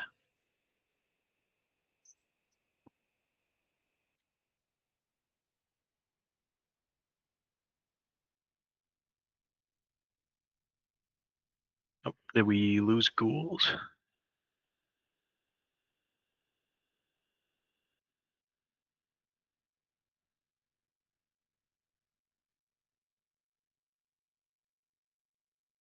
Yeah, it's not an inherently easy out going against the ability spread matchup, but compared to going into Wales, that's All right, I'm back. Do y'all have welcome me now? back. Cool. Yeah, sorry, I don't know what happened. And it seems like Logan is muted here or frozen. Oh One yeah, of the two. I'm muted. I was muted. My bad, guys. Yeah. Yeah, I got No, the you're good. standings up for everybody, and then we've got everyone back. Now it's time to hop into this table 1. Looks like we've got Spence and Mickey. Yep. So we did get into the psychic God. matchup. Into the psychic matchup. Yep. Dodge the water. That's wild. That is crazy. Ghoulies, your camera is Oh, there you go. There you go, baby. There Yep. we go. There you go. All right. Cool. Yeah. So Coolly. just having a little bit of technical difficulties over here with this phone for Okay. some reason. So I am just going to log and watch the match from this other thing over here. But we're good to go. Yeah. Yeah. Everything's great. I've already got the board set up for this one. We're all set, ready to roll. All right. Cool. Let's see. All right. What's y'all's predictions here? How do you feel like this matchup goes? Because this is another really interesting one. Yeah, definitely so. Again, it's another one of those where we want to see Spence get set up. Spence definitely needs to set up the Skeledirge because the Dirge is going to be able to ignore the damage counters from the coffin and a lot of what Mickey's trying to do. So Yeah, it completely ignores Mimikyu and Blacephalon and Cophagrigus and Sableye and Uxie. The ability from the Skeledirge unaware, so it cannot be affected by any effects of Pokemon's attacks, and damage counters we know is considered an effect of an attack. So, yeah, the Skeledirge is going to be a big part of this win condition for Spencer. Yep. Now, is this a 3 or 4 round tournament? Do we know? So, I guess it kind of probably depends on the amount of undefeateds at the end of this round. There's the potential that there are 2 undefeateds here, procting a 4th round. I'm not sure exactly if it's just a 3-rounder or if. Yeah, it is. Only 3 rounds, it looks like. Yeah. Yep, so resistance could play into factor. And if that's the case, Spencer's going to be on the top side of it because he's not been down paired or anything like that. Yeah. Yeah. So we'll see. Yeah. And just going back to the matchup, like, you know, he's definitely going to want to rush the Dirge into play. And once you rush the Dirge into play, then you're cooking pretty hard. I mean, like Garbodor comes in and shuts off what you're doing. But like at that point, you know, you have to think that Spence might just lost zone the Garbodor. That's kind of my target that I would aim for. Slash like my approach.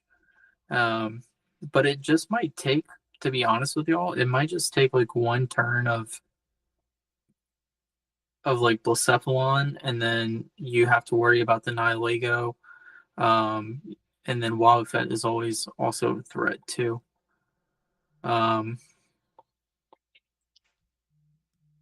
Could be a little obnoxious to deal with, but that's the worst case that he has to deal with. So it looks like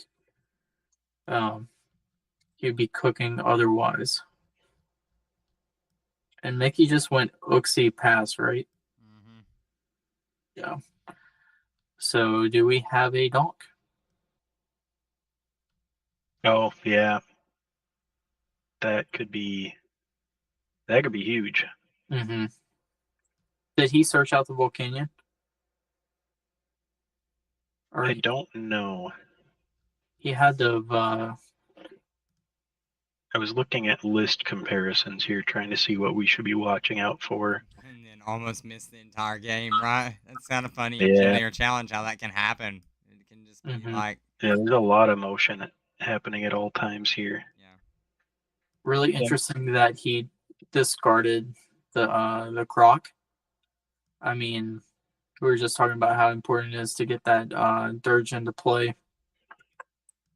And see, he's looking at the welder. He has welder here.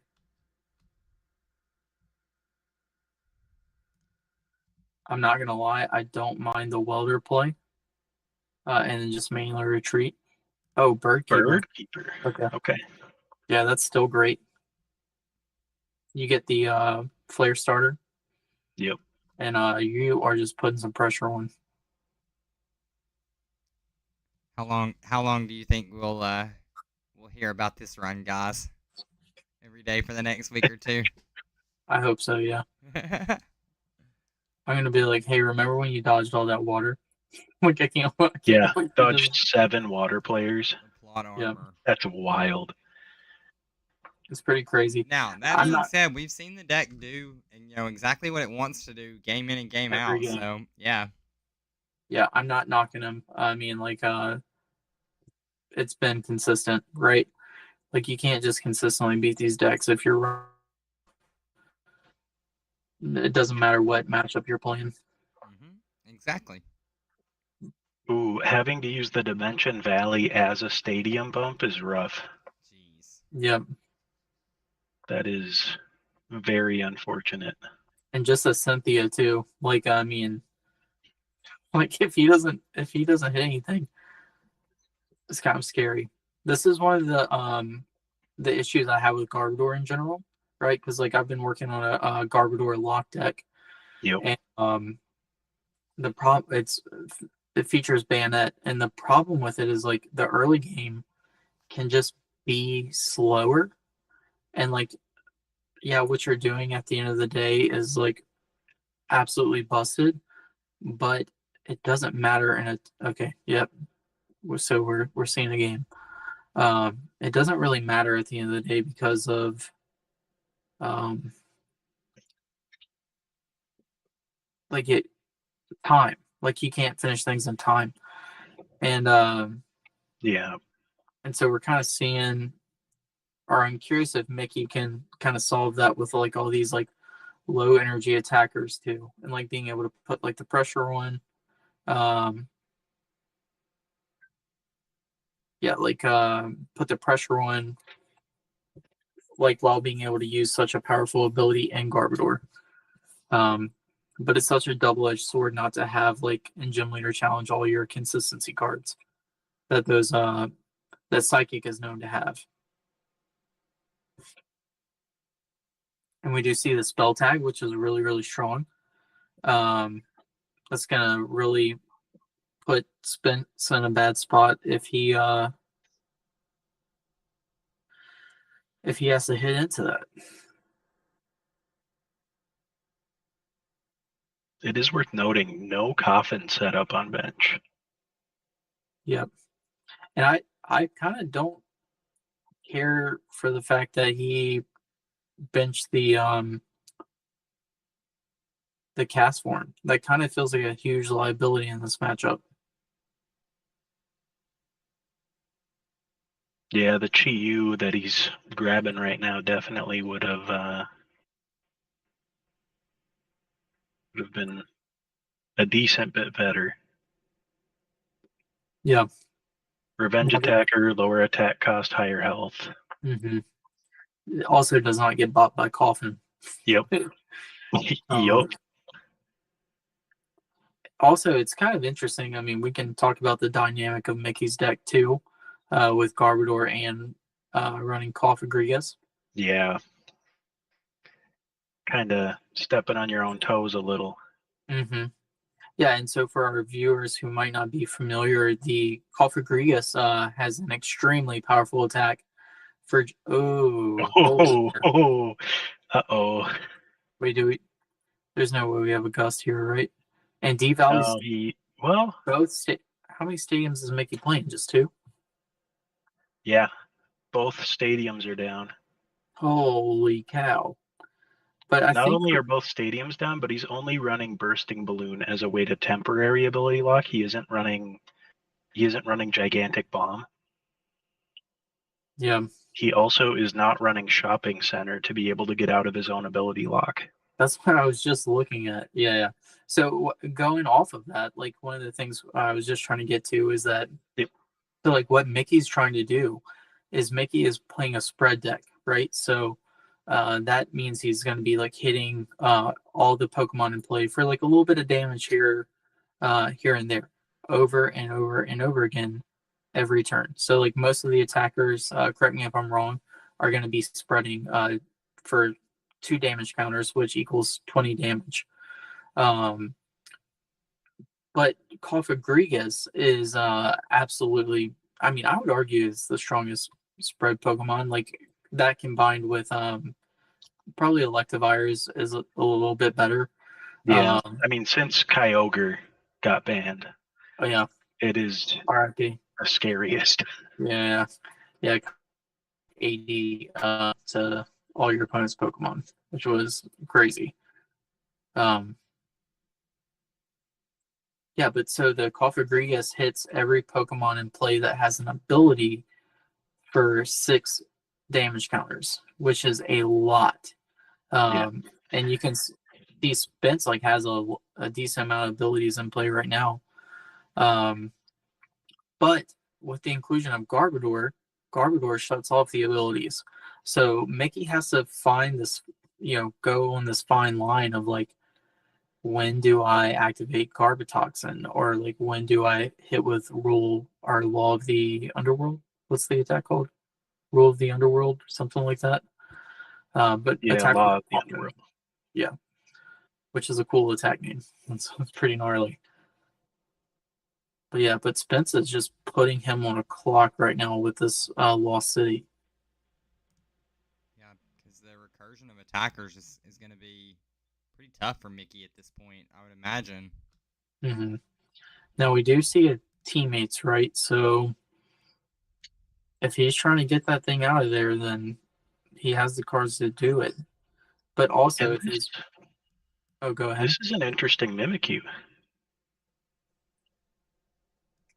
What does it do? Worst gift. It does 10 damage for each damage counter on all of your opponent's Pokemon. Yeah, that thing's about to get knocked out.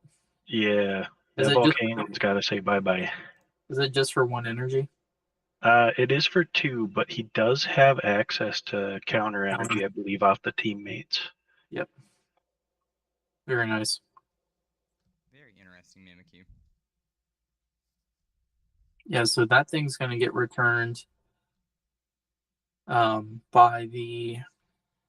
It's cool that we see Bursting Balloon here too, because that's we're really saying like he can't attack with the cast one without losing it.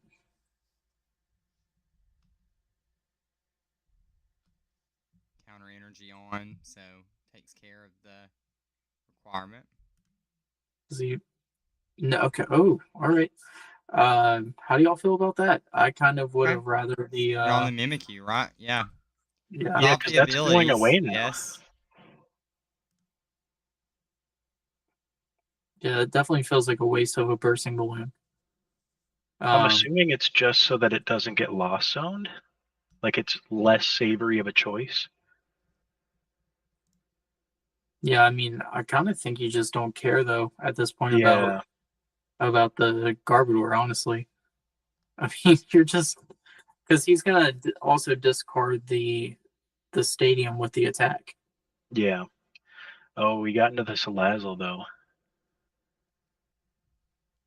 Because it's getting to a point where Spence is going to be able to just kind of like get himself set up for when like the coffin starts to get set up to try and gust. Mm-hmm. Like Meg Cargo makes it so you absolutely can get into gust. Right. Like the one way out of it is what, N, and while that is in the deck, Mm-hmm. you have to have it too.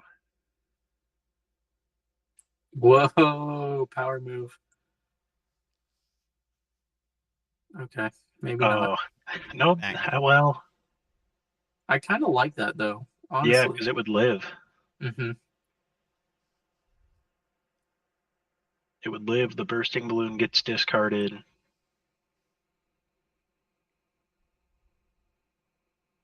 Yeah, I don't know. I mean, what do you think? Do you take the troubleshoot?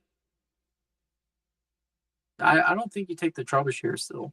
Yeah, I don't think No, it I mean, I matters think enough. I Because like agree. that I think you Mimikyu just being gone remove is the huge. attacker. Yeah. Yeah. Well, I would just like to see. It has The only 70 thing is HP. the lost Yeah. lost city goes if he takes the attack with cast form. Well, that's what I was saying. Is like I Yeah. would rather him attack with something else this turn. And he has not played a supporter yet this turn, correct? Right. Correct. And Okay, Lost City so- won't proc if the stadium is discarded, right? So like he loses, he just Correct. sends the Mimikyu to the discard pile.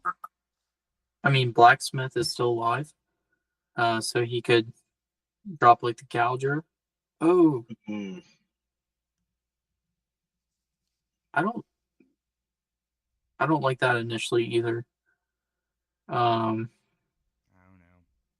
It is worth noting no Luzamine in the psychic deck.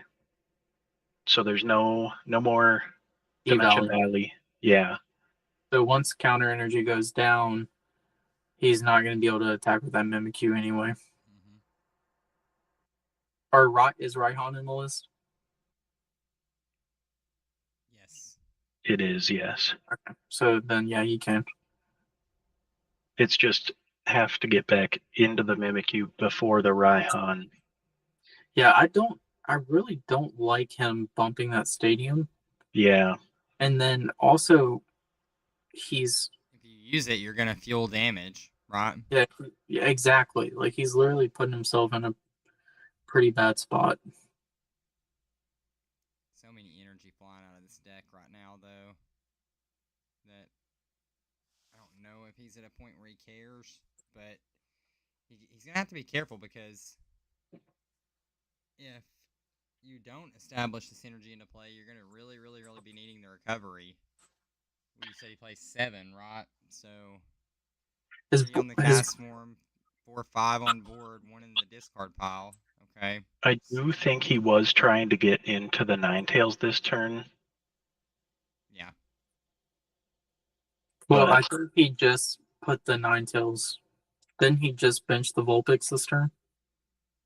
the Vulpix, or wait, yeah, the Vulpix I think he just benched it is this turn. new. The Ponyta is what was on bench already. Yep. Okay. Yeah, I mean, right here, he shifted it literally. on. That's what he did. So he got rid of the stadium. Now he has to find another stadium if he wants to attack with the cast form again, which is He does just have free retreat. massive. It is just a liability though, Yeah. which is crazy because he's got. Keep in mind, Mickey is playing Devo, TM Devo, and Spence is filling up his board for to get killed here. I don't know how strong Mickey's hand is. It definitely doesn't look. He did give Mickey a fresh hand off of the Iono. Okay. So that Gave him a little blessing there. And we're about to be in Blacephalon turn next turn. Oh, he considering does Spence have takes that. Luzamine. I misspoke. Oh yeah, I see it. Yep. So he does have an out for the stadiums. It's just if he were to Luzamine this turn, he doesn't necessarily get out of the Trubbish active because that Needs does have a so 2 retreat much, right? cost. Like, that's the problem here. Yeah. Is that we have Ooh, no Iris. board established.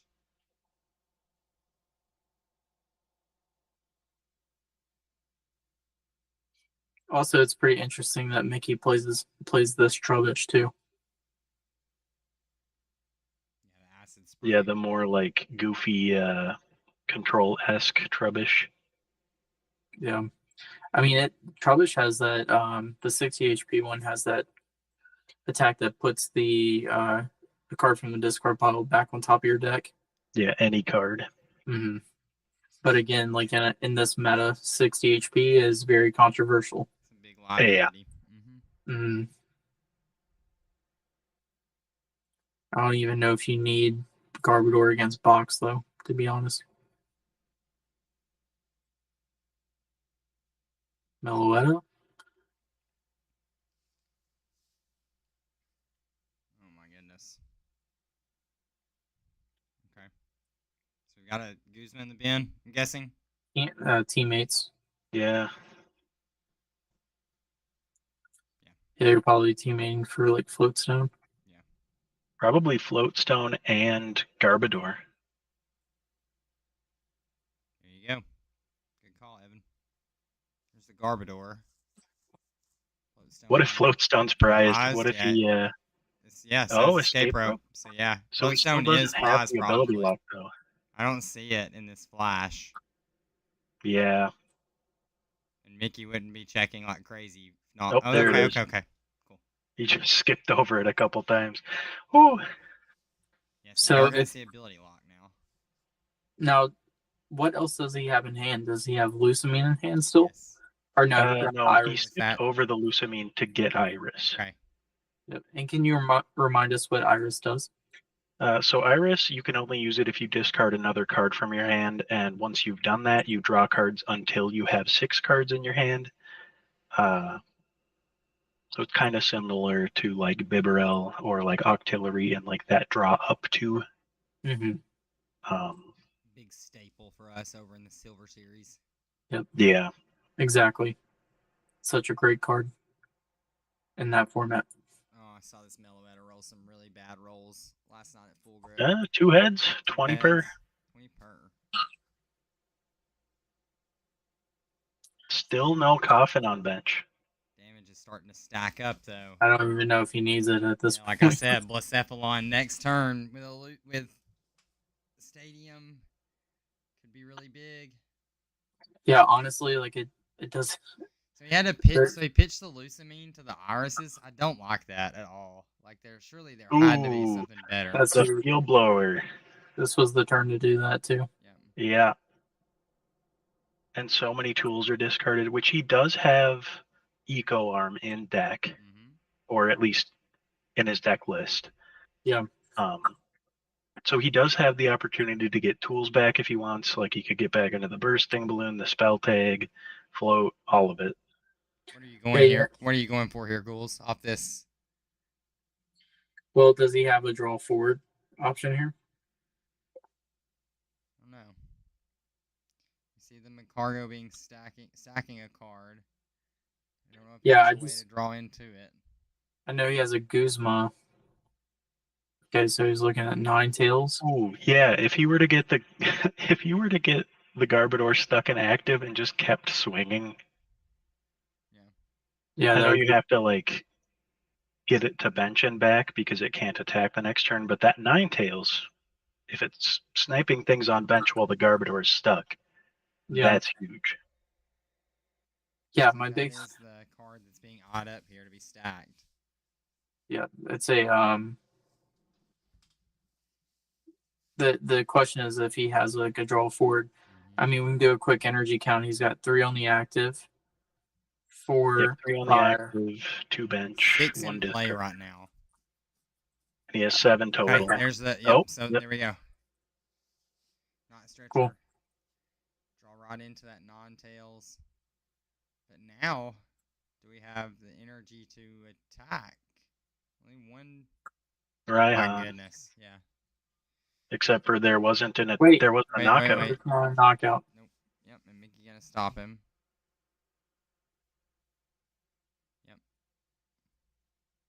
Yep. Uh-oh. See,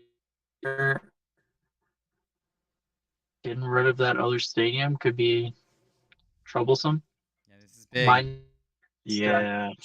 It would have been to get the stadium off of the draw, to guarantee like the hit. And Ravi entering the chat. Ravi, we do see taking down his opponent in this final round, going to 3-0 with Milo Pump. So congrats for that, Ravi. We've been alongside the ride for Spence tonight, but could have easily been with Ravi, and Ravi was closing his games out pretty quickly tonight too. So Yeah, congrats 100%. on the 3-0, boss. Boy, was cooking. Shout out. Yeah, so Spence is trying to decide whether or not he's going to Rapidash first or if he's going to Trainer's Mail first. I mean, he has Flora, okay. So Clara let him get back the energy to be able to attach it, to still be able to use Ninetales this turn if he wants. Mhm. Yeah, I think you definitely. Okay. I like drawing with the Rapidash first before you commit that energy. And it looks like he's not even going to draw with it. Let's see.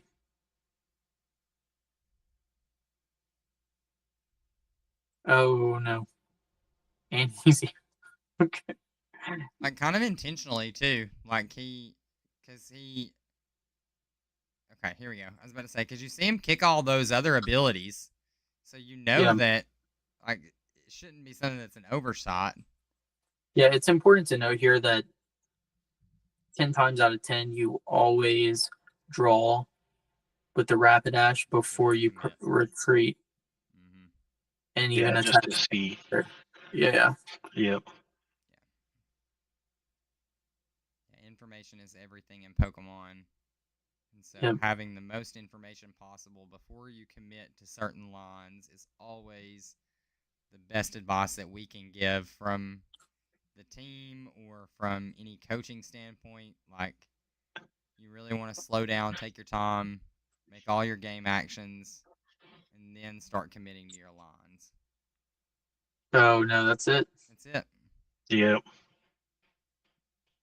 Be a pass. Yeah, the Iris didn't get him into anything. Yeah, Well, the Macargo, all he needs to do is Macargo for Dirge. Yeah. Yeah. He has the energy in hand. Yeah, he's just counting the amount here. 3 prize cards left. It could be in the prizes, but... No, it's in deck because cool. he was positioning it at one point to put it as his top deck with Meg Cargo and decided against it. Cool. I'm not crazy here, right? It does 60 plus 20, so that's a knockout. Yeah. Yep. And that's game. Yep. Yeah. He's doing 160. Yeah, he doesn't even need to be doing all this. There we go. Yep, there it is.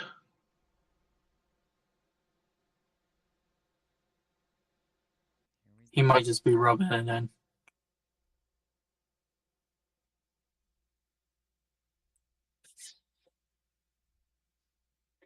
Yep.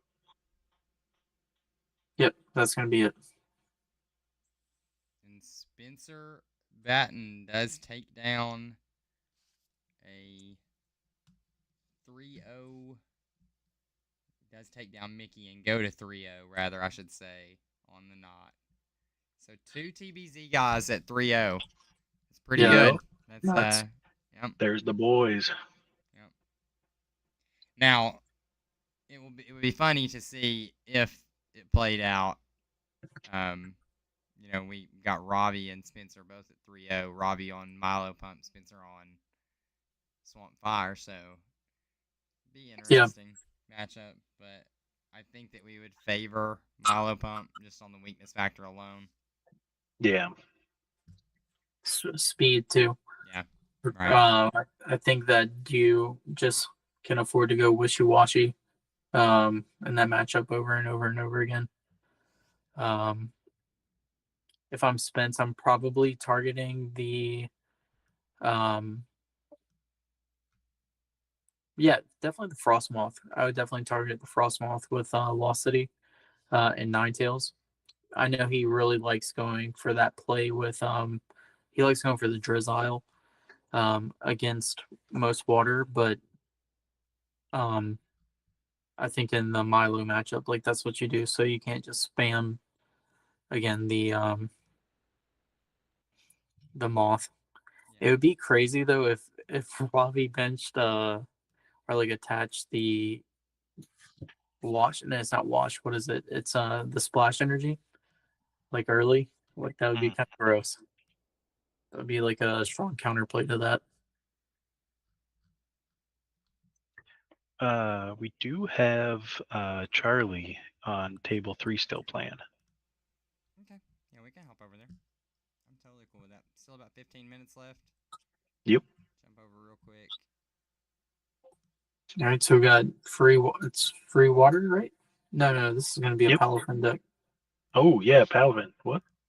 I just saw the cast form as well. Yes, same. I was just like cast one. I was like, wait, no, Paladin plays that. Ooh, and he's got Tortuga in the list. That's fun. Ooh, yeah. Yeah, that is fun. I actually ordered my copy of those the other day to at least have access to that line. That is, I'm gonna be so honest with y'all. That is a card that I don't see potential in. Yeah. It's just like a lot of resources. Yeah. Witchwater does have a lot of support.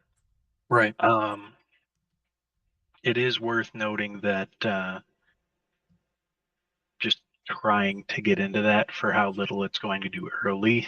Mm-hmm. Also, with all the things doing item lock, you can't play the basic under item lock. Yeah, exactly. And then you're gonna take a knockout, and then you're just gonna get knocked out in return. And Yep. it's a great energy investment, like for sure. Especially maybe people find with Palafin Water that you just maybe need to get over like a mid to like late game hurdle, and maybe that's a really good fix for it. I'm not sure. It's one deck that I will admit that I'm pretty like inexperienced playing. I've played against the deck a good bit, but like it's a deck that's like a little bit more I guess like lower on my radar as like a time investment. Yeah. But it is without a doubt a very threatening deck. Like it's very consistent. So I could I could see it for sure in that deck. I just don't like the idea of like you're saying, like we're looking at potential item lock being everywhere now. Within like the next like set. And it's kind of scary to like have two slots into something that you will only attack with once. Um, and it's not. I mean, unless if you get like a cape to stick, it's probably not sticking around. You could evolve it into Caracasta and have 3 spots in your deck for it, and also run like memory capsule or memory energy, or there's a stadium as well that allows you to use previous evolutions attacks, but then it's like, how much are you putting into your deck for a Pokemon that you For that, can't play into item lock? yeah, it's a lot. Yeah. Well, okay. Going off of that though, what Caracasa would you use? Because there's a few of them. The new one is invincible against Pokemon that have special energy attached, which is interesting. I can think of a few matchups where that could pose a very like strong argument. Yeah, But then there's also one that I believe shuts off tools that your opponent has. that one is cool. Yeah, so it's like So it's one there's a sided couple really weird flavors. full denial. Yeah. Yeah, I should think about that with control. I mean, I know we're always talking water control, so that could be interesting if we get like the right lock Pokemon in the future. Um, yeah, I don't know. I think And TV boy in the chat saying item lock everywhere is the Frillish seeing a lot of play now. I haven't seen the Frillish per se, but between Badoo and what may be coming down the line, there is a potential that item lock is very prevalent in the near future. Yeah. I mean, we're definitely mainly talking about the grass invasion that's about to happen, but I haven't tested the Frillish yet.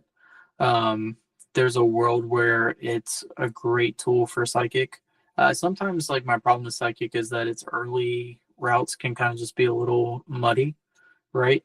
Like, and maybe Frillish is the answer that could use. We've seen it help out grass a whole lot. That combined with like a bench barrier, so I think it's something we might be able to expect. I think the community at large kind of has a pretty 50 like a pretty 50-50 opinion on it. Some people think item lock's bad, and then other people swear by it. And I think item lock, I used to believe that item lock is only good into something whenever you're doing other controlling factors. But honestly, the more I've been playing grass lately, the more I just actually kind of see value in it. I mean, it's I don't think as game changing as what you initially think it should be. But if you're able to just kind of reoccur the item lock while you're setting it up over and over and over again, it does take a toll on your opponent. It will. And it's one of those like immediate, it doesn't have an immediate return a lot of the times, but it is worth or can be worth the investment, I'll say.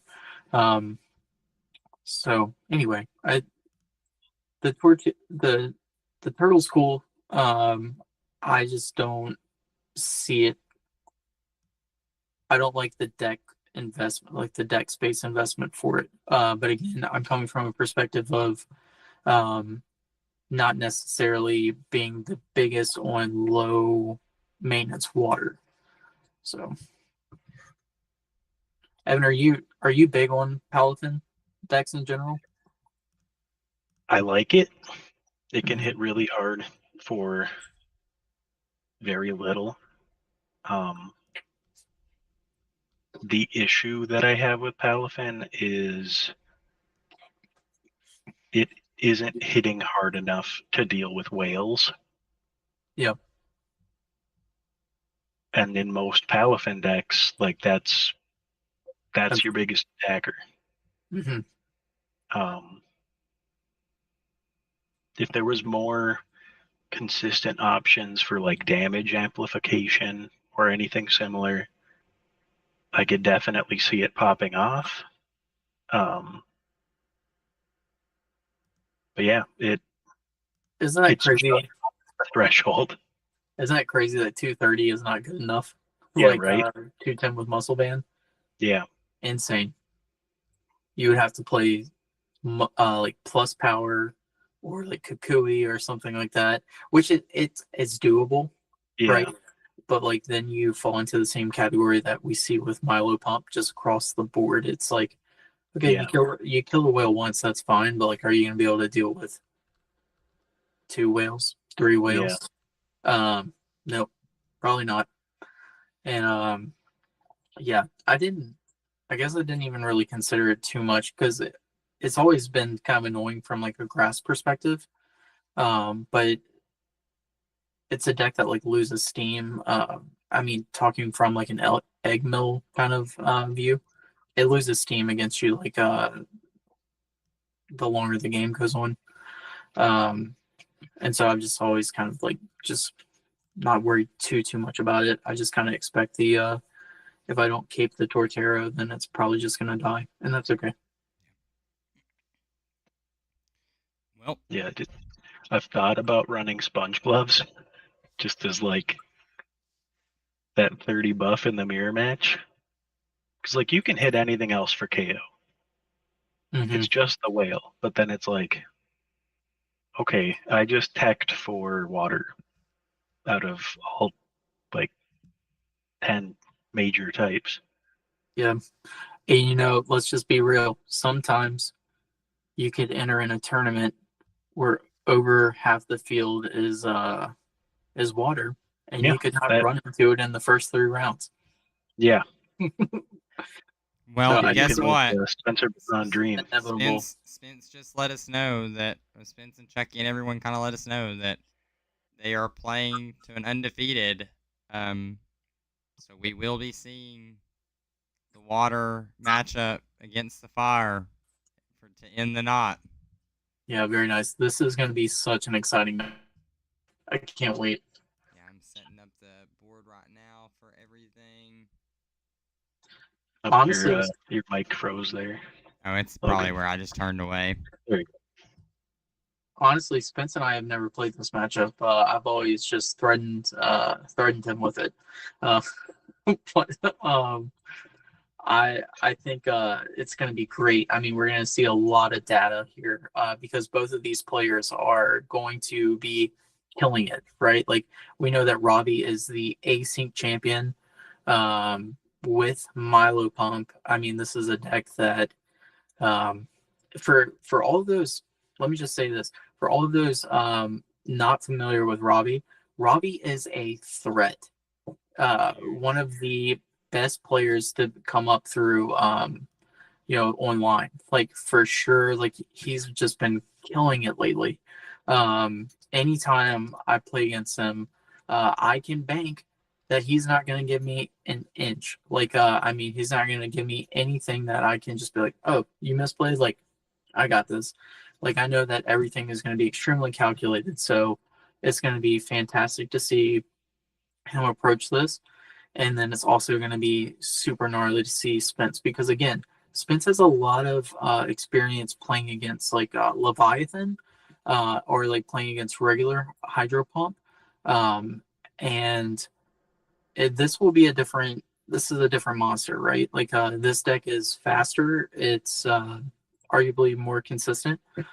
So we'll see. And there's a world where Spence pops off. Maybe Robbie gets a slow start, and then he's able to just like keep on the gas, right? And then there's also a world where Robbie Robbie pops off and gets like the turn 2 whale. I know Spence does not want to see a turn 2 whale. Nobody does, right? Um, I, so I I'm like seeing super turn excited. 2 whales. Oh, I do too. Yeah, for sure. It's such a high roll. It never happens. Never happens. Never happens. Yeah. No, it's pretty cool.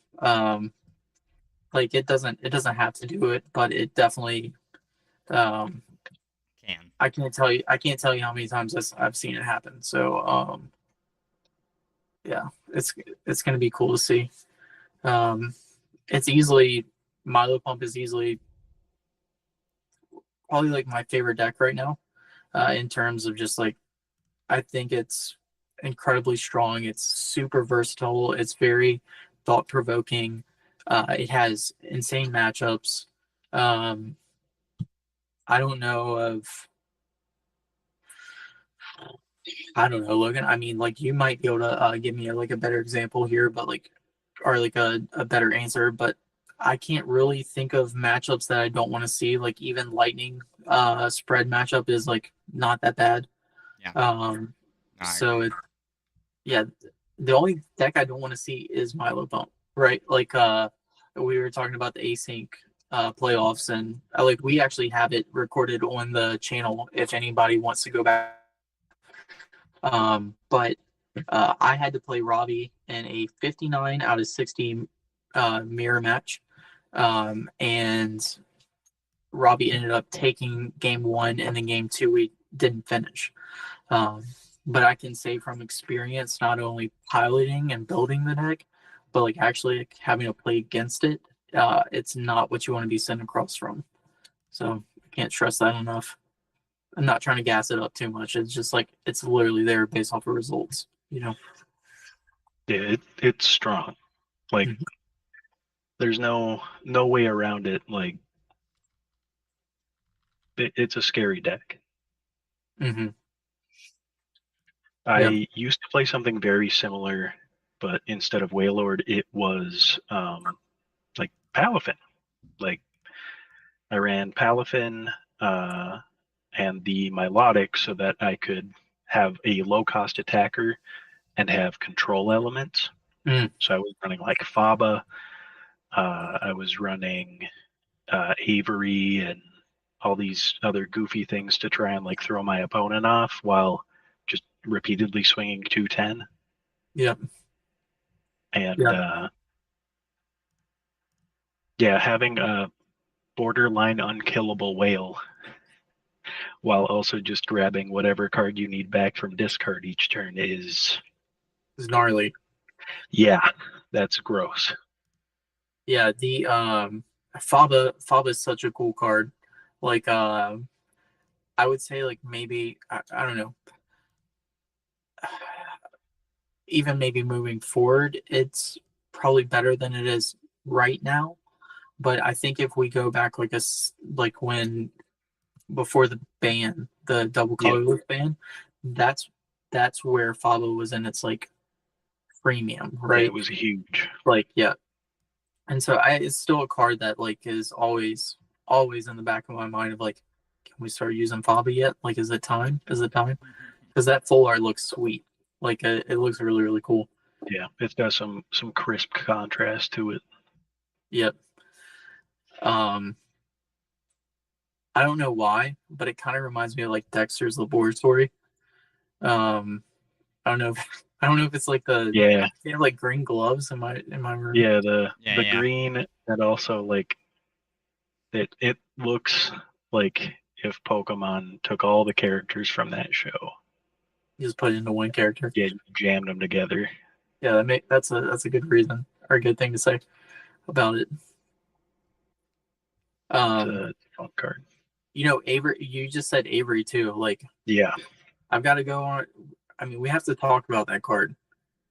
Uh, I think that card is broken right now. yeah, We've been like jamming it in all of our decks. Like, it's a card that like, okay, you get card advantage, but like, you know, we're literally talking about how powerful Milotic is from the ability to uh, shut things or gain things back from the discard pile in the singleton format.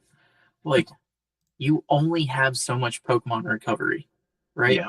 And then so like Avery, draw 3, plus take a knockout, like that is crippling, especially if they recover and they start setting up again, and then you And then do you it do it again. again. Like it's like Yep. like it just is one of those like long lasting plays that you know you'll see at the ends like where it mattered. Yeah, I don't know. Logan, what's your hot take on Avery? I mean, I think that we've shown that Avery is a very powerful card. Just the ability to Avery to limit a bench, and then inherently we've been playing a lot of Draco Box, so you can Avery and then snipe something else off the bench that is the perfect target that you want to be to disrupting on an extra level. When you're forcing your opponent to play recovery cards because of Avery and Parallel City, that's where you want to be, because that's not what they want to be using their recovery cards on. They want to be using their recovery cards after you've knocked out their Pokemon to then respond in different ways. And having to use those recovery cards to fish out support again, that's just even bigger a resource push, right? And Pokemon is a huge game of resources, and being able to outlast your opponent is a big part of winning games when you're on this high of a level of like strategic thinking, right? Like this is not your average game of Pokemon in terms of skill level, and especially in these tournaments where we see that the online skill level is very high. So, with that, all that in mind, I think that Avery is like super strong and definitely warrants a lot of consideration from many decks nowadays. Yeah, it's a card that I will not immediately like exclude from any deck, even spread decks. Sometimes I'm like, well, I know I like lose prizes, but sometimes there's points in the game where you can benefit from Avery, right? Like even if it's like playing Avery before you start spreading, and like it's you're again you're losing prizes, but you're also gaining board state pressure at the same time. Yeah, you're forcing them to use recovery tools early. Right. Now, I'm not telling everybody to go play Avery in their spread decks. I'm not telling you that. Uh, but like, I'm just saying, like, no, clip it. He said it. oh, son of a gun. Yeah. But anyway, I'm just saying, like, everybody run spread and run Avery. Stop. I'm gonna do it with my jump lift deck whenever I'm spreading with my Celebi, and then I come in and just blindside Avery. Like it's gonna be nuts. I don't know why you're mad at me about it. Oh, come on, Chucky. Get these guys off the table. We're 5 minutes over the round timer. 25 viewers right now in chat, so we've only grown. Like this has been another amazing night. Very, very, very thankful to everyone who is again choosing to spend your last hours of your weekend with us. It's surreal, and we've got 2 Turbo Blaze guys gonna duke it out in the finals. Fire versus water matchup. The stage is set. Coming in hot.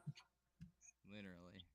Yeah, we really appreciate y'all. Thank y'all again so much for being here with us and putting up with our nonsense. So again, we've got a chance tonight to be able to watch Swamp Fire. I mean, I think at this point, y'all can fight me over it. It's fine. But I think that Swamp Fire has really like made its place in being the premier fire deck in the format. Yeah. And it's cool to finally see the new engine kind of like just show that it's like, yeah, dude, it's nuts. I know that Spence and I have been talking about the deck for a while now, like because we've been busy testing like all kind of things, right? So like Swamp Fire legitimately has not been a huge priority, but like it's also one of our pet decks, right? Like we've put a lot of time into it. And then so being able to see him showcase, here live, like how strong the 3 consistency Pokemon are is like just really, really cool. We talk about how strong water is all the time, right? And what does water fill its bench with? It's like consistency Pokemon. Absolutely. Like they're, and then so like fire, why would fire be any different? It has the ability to, some fire builds like play energy acceleration Pokemon, right? But like we don't believe that's the right way to play fire right now. And so we don't need an energy acceleration spot. Like that's what you can kind of look at these support Pokemon as. Like they're pseudo accelerations because they're getting us exactly what we need every single turn. While building card advantage in general, right? And so sometimes you need more than just that one specific card. But again, this engine is something that lets you, just like water. It's the same thing that people say about water. It is a engine that lets you be a better player. And so like if you're staring at a board state and you want to do something, you can do it. So like that's inherently strong. We are just missing I'm saying it right now. We're just missing the right attackers to make fire like one of the best decks in format. Hopefully we'll get there soon. But I think Spence has definitely put a lot of effort into this deck, and so it is incredible to see it just be so smooth.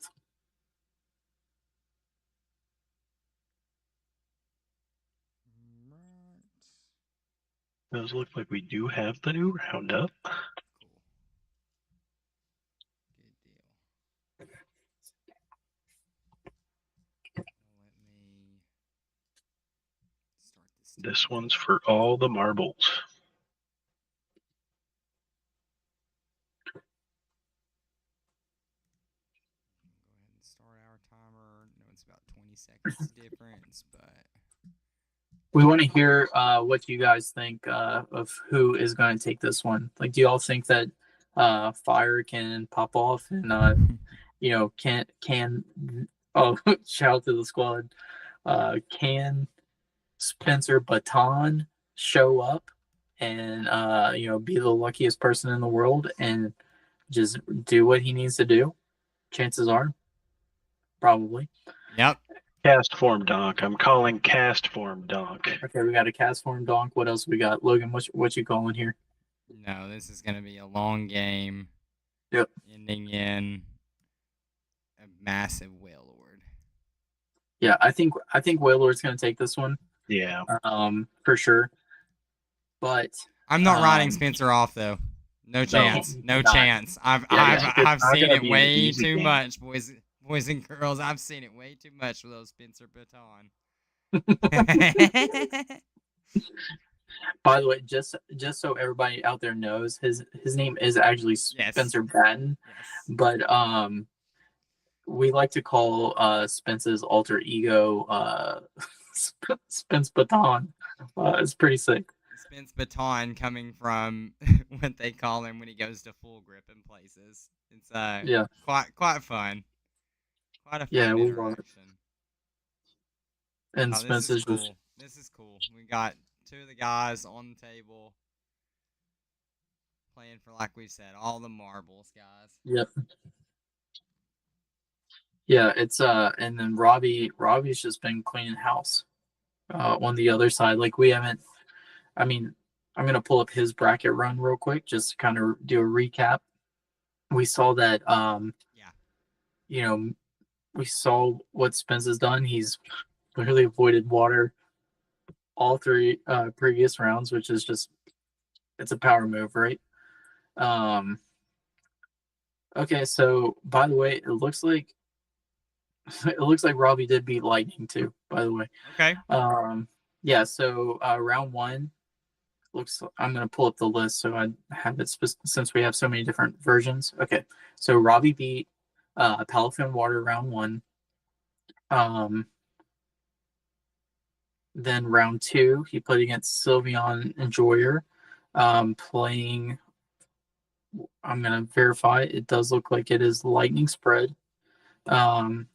With like some pretty cool, interesting options. Like there's the Iono Kilowattrel in the list. So adding like that extra consistency line to it, which is cool, our draw line. But it looks like Robbie was able to defeat that. And then the final round was conventional hydro pump. Yep. Yeah, and then now Robbie's playing against Fire. So pretty interesting run from Robbie as well. I know there'll be some Lightning Spread guys out there that says that it could potentially be a free matchup. I'm not sure. But from our experience, like not just tonight's, but like a lot of our testing, like you have like solid positioning against it. Again, like we believe in Manaphy, we believe in Rough Seas. Marijuana. You just kind of have to worry about the Regilecki. Exactly. And that's kind of like your biggest thing that you have to worry about. Our boy Wishy Washy gets in there too for that JSYK. But anyway, enough gassing up Milo Pump. We've been saying too much. I don't want to play against the deck. Don't play the deck. You don't have to play the deck.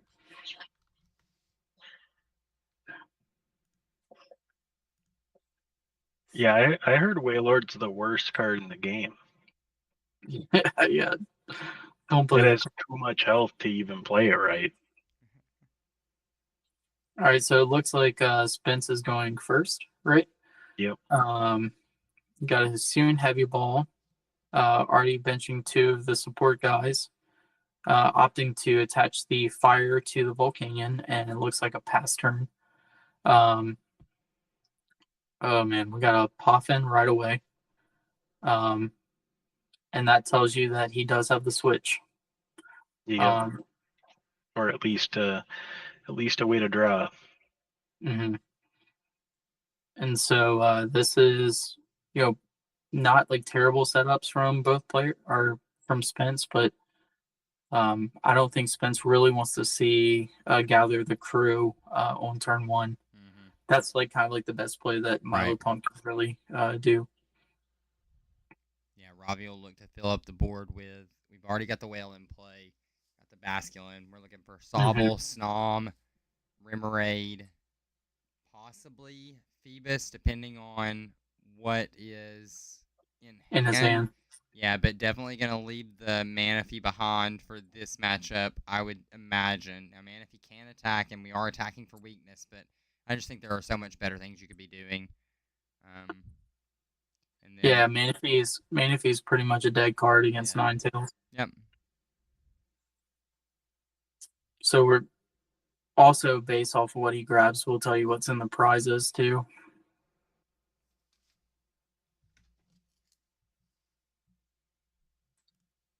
Okay, so it looks like the retreat option that I saw initially in hand is a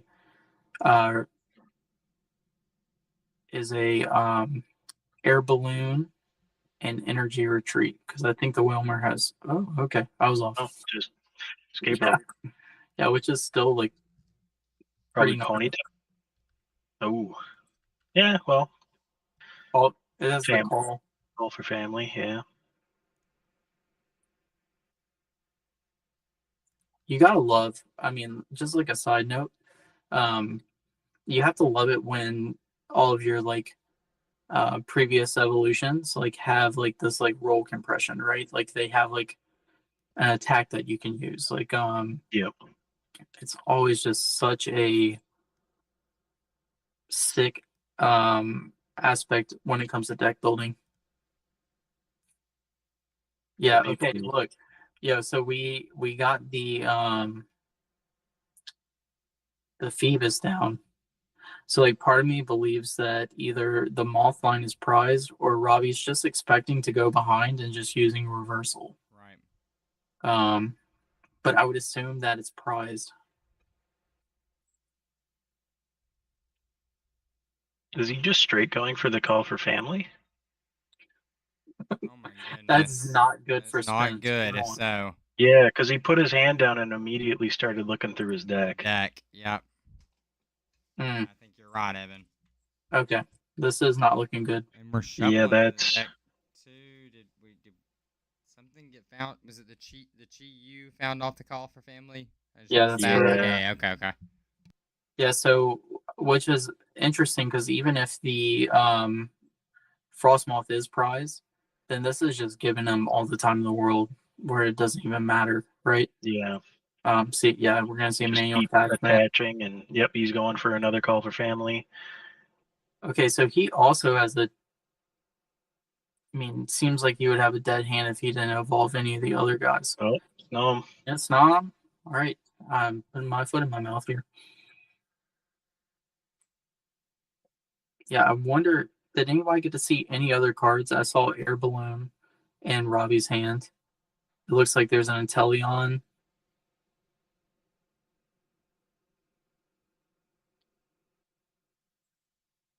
yeah. Looking at their lists, is he just going for the increased energy attach on Chiyu? Is that? I don't know. He might start using Flare Starter. Yeah, No, okay. I mean, if he takes this knockout, then he could be walking straight into a teammate's play. Right. yeah. Yeah, Or even like the reversal. I mean, right. Yeah. So what do we do here for Spence? Like we want to be spreading our board as wide as possible, right? Um Now Robbie does play Avery, which we were just talking about that as well. And so there's a world where that could be kind of bad. Here we go. That was an immediate pass from Robbie. Oh, and Spence is holding Marnie. So that. Oh, okay. Let's That see was if already a whole other turn from Robbie because he didn't have anything he could do. Yeah. Yep. Yeah, no energy attached, no nothing. Uh-oh. And Robbie just kind of threw his hand up. This is a little scary. The fact that they're both stuck is like that. Kind of. I've had a game like this with Spence where we started off both, table one, end of the tournament, and neither of us could play for like 5 turns. And I think I've done the same thing with you, Ghouls. I think anytime we play, Yeah. to be honest with you, Evan, It's like we both dead hand and we're like, Now we got to figure this out. yeah, it's literally I think to a T, it's every time we've played, except maybe the last time we did Dark versus Drago Box. I think it was a little bit. yeah. I think that was the only time where it was because you were on Dark Spread. Yep. And I just box things that day. Just kind of Yep. ran away with things.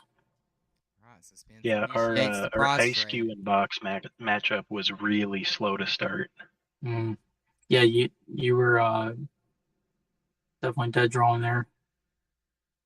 Interesting. Sobble Guzma. Really? Are we just going in with the Whalmer? We have an auxiliary in hand. So here's the question: if you hit Whalelord, Oh, I mean, are you evolving it? wait, so he Pokegear failed, so he doesn't have Wailord? The Evo Soda failed. Or yeah, Evo Soda, yep. So he's trying to get into another energy? No, I think he's just No? trying to take a knockout with the whale. The Whalmer. Yeah. Yeah, I think that's fine. It just screams Spence wants to probably loss own this thing. Exactly. Yep. Right Yeah. now. Mm-hmm. But Because if that happens, that makes this matchup much closer. Well, Ravi just showed us the prize cards. Frost Moth is prized. I don't know what else, but it was bad. Drizzile. Okay. And I believe Wailord. Oh my goodness. All right, Gladian is. All right, look so at the chat here. Yeah, chat's been pretty good. Kind of been keeping up. All right, it does not look like Spence has the stuff to loss own this whale.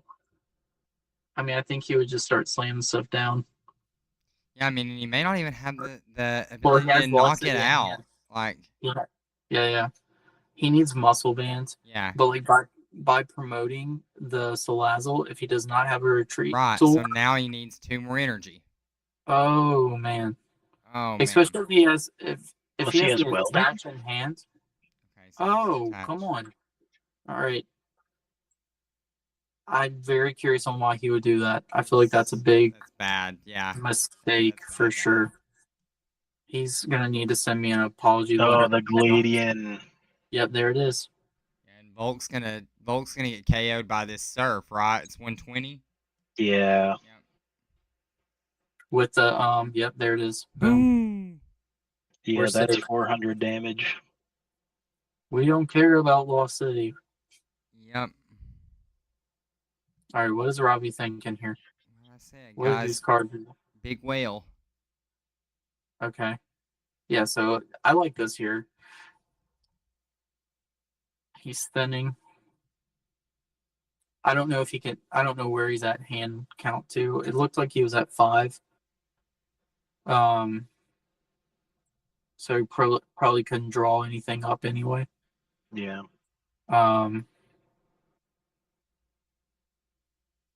I think you attach Wash here, right? I would. For any shenanigans. It's got. How many are on it currently? Oh, he does have melodic. Yeah. There's only 3 on it currently, so he's just going to go basic water. Okay. Yeah, he doesn't have to worry about the Ninetales. Yeah, and after having gusted the Chi Yu the last turn, Spence is in a not good spot at all here. Also, Spence has all energies accounted for. Mm-hmm. Yeah. On turn 3. You know. Oh.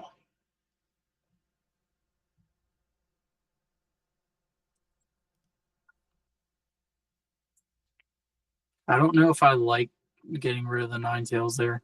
Did he? I wonder if he.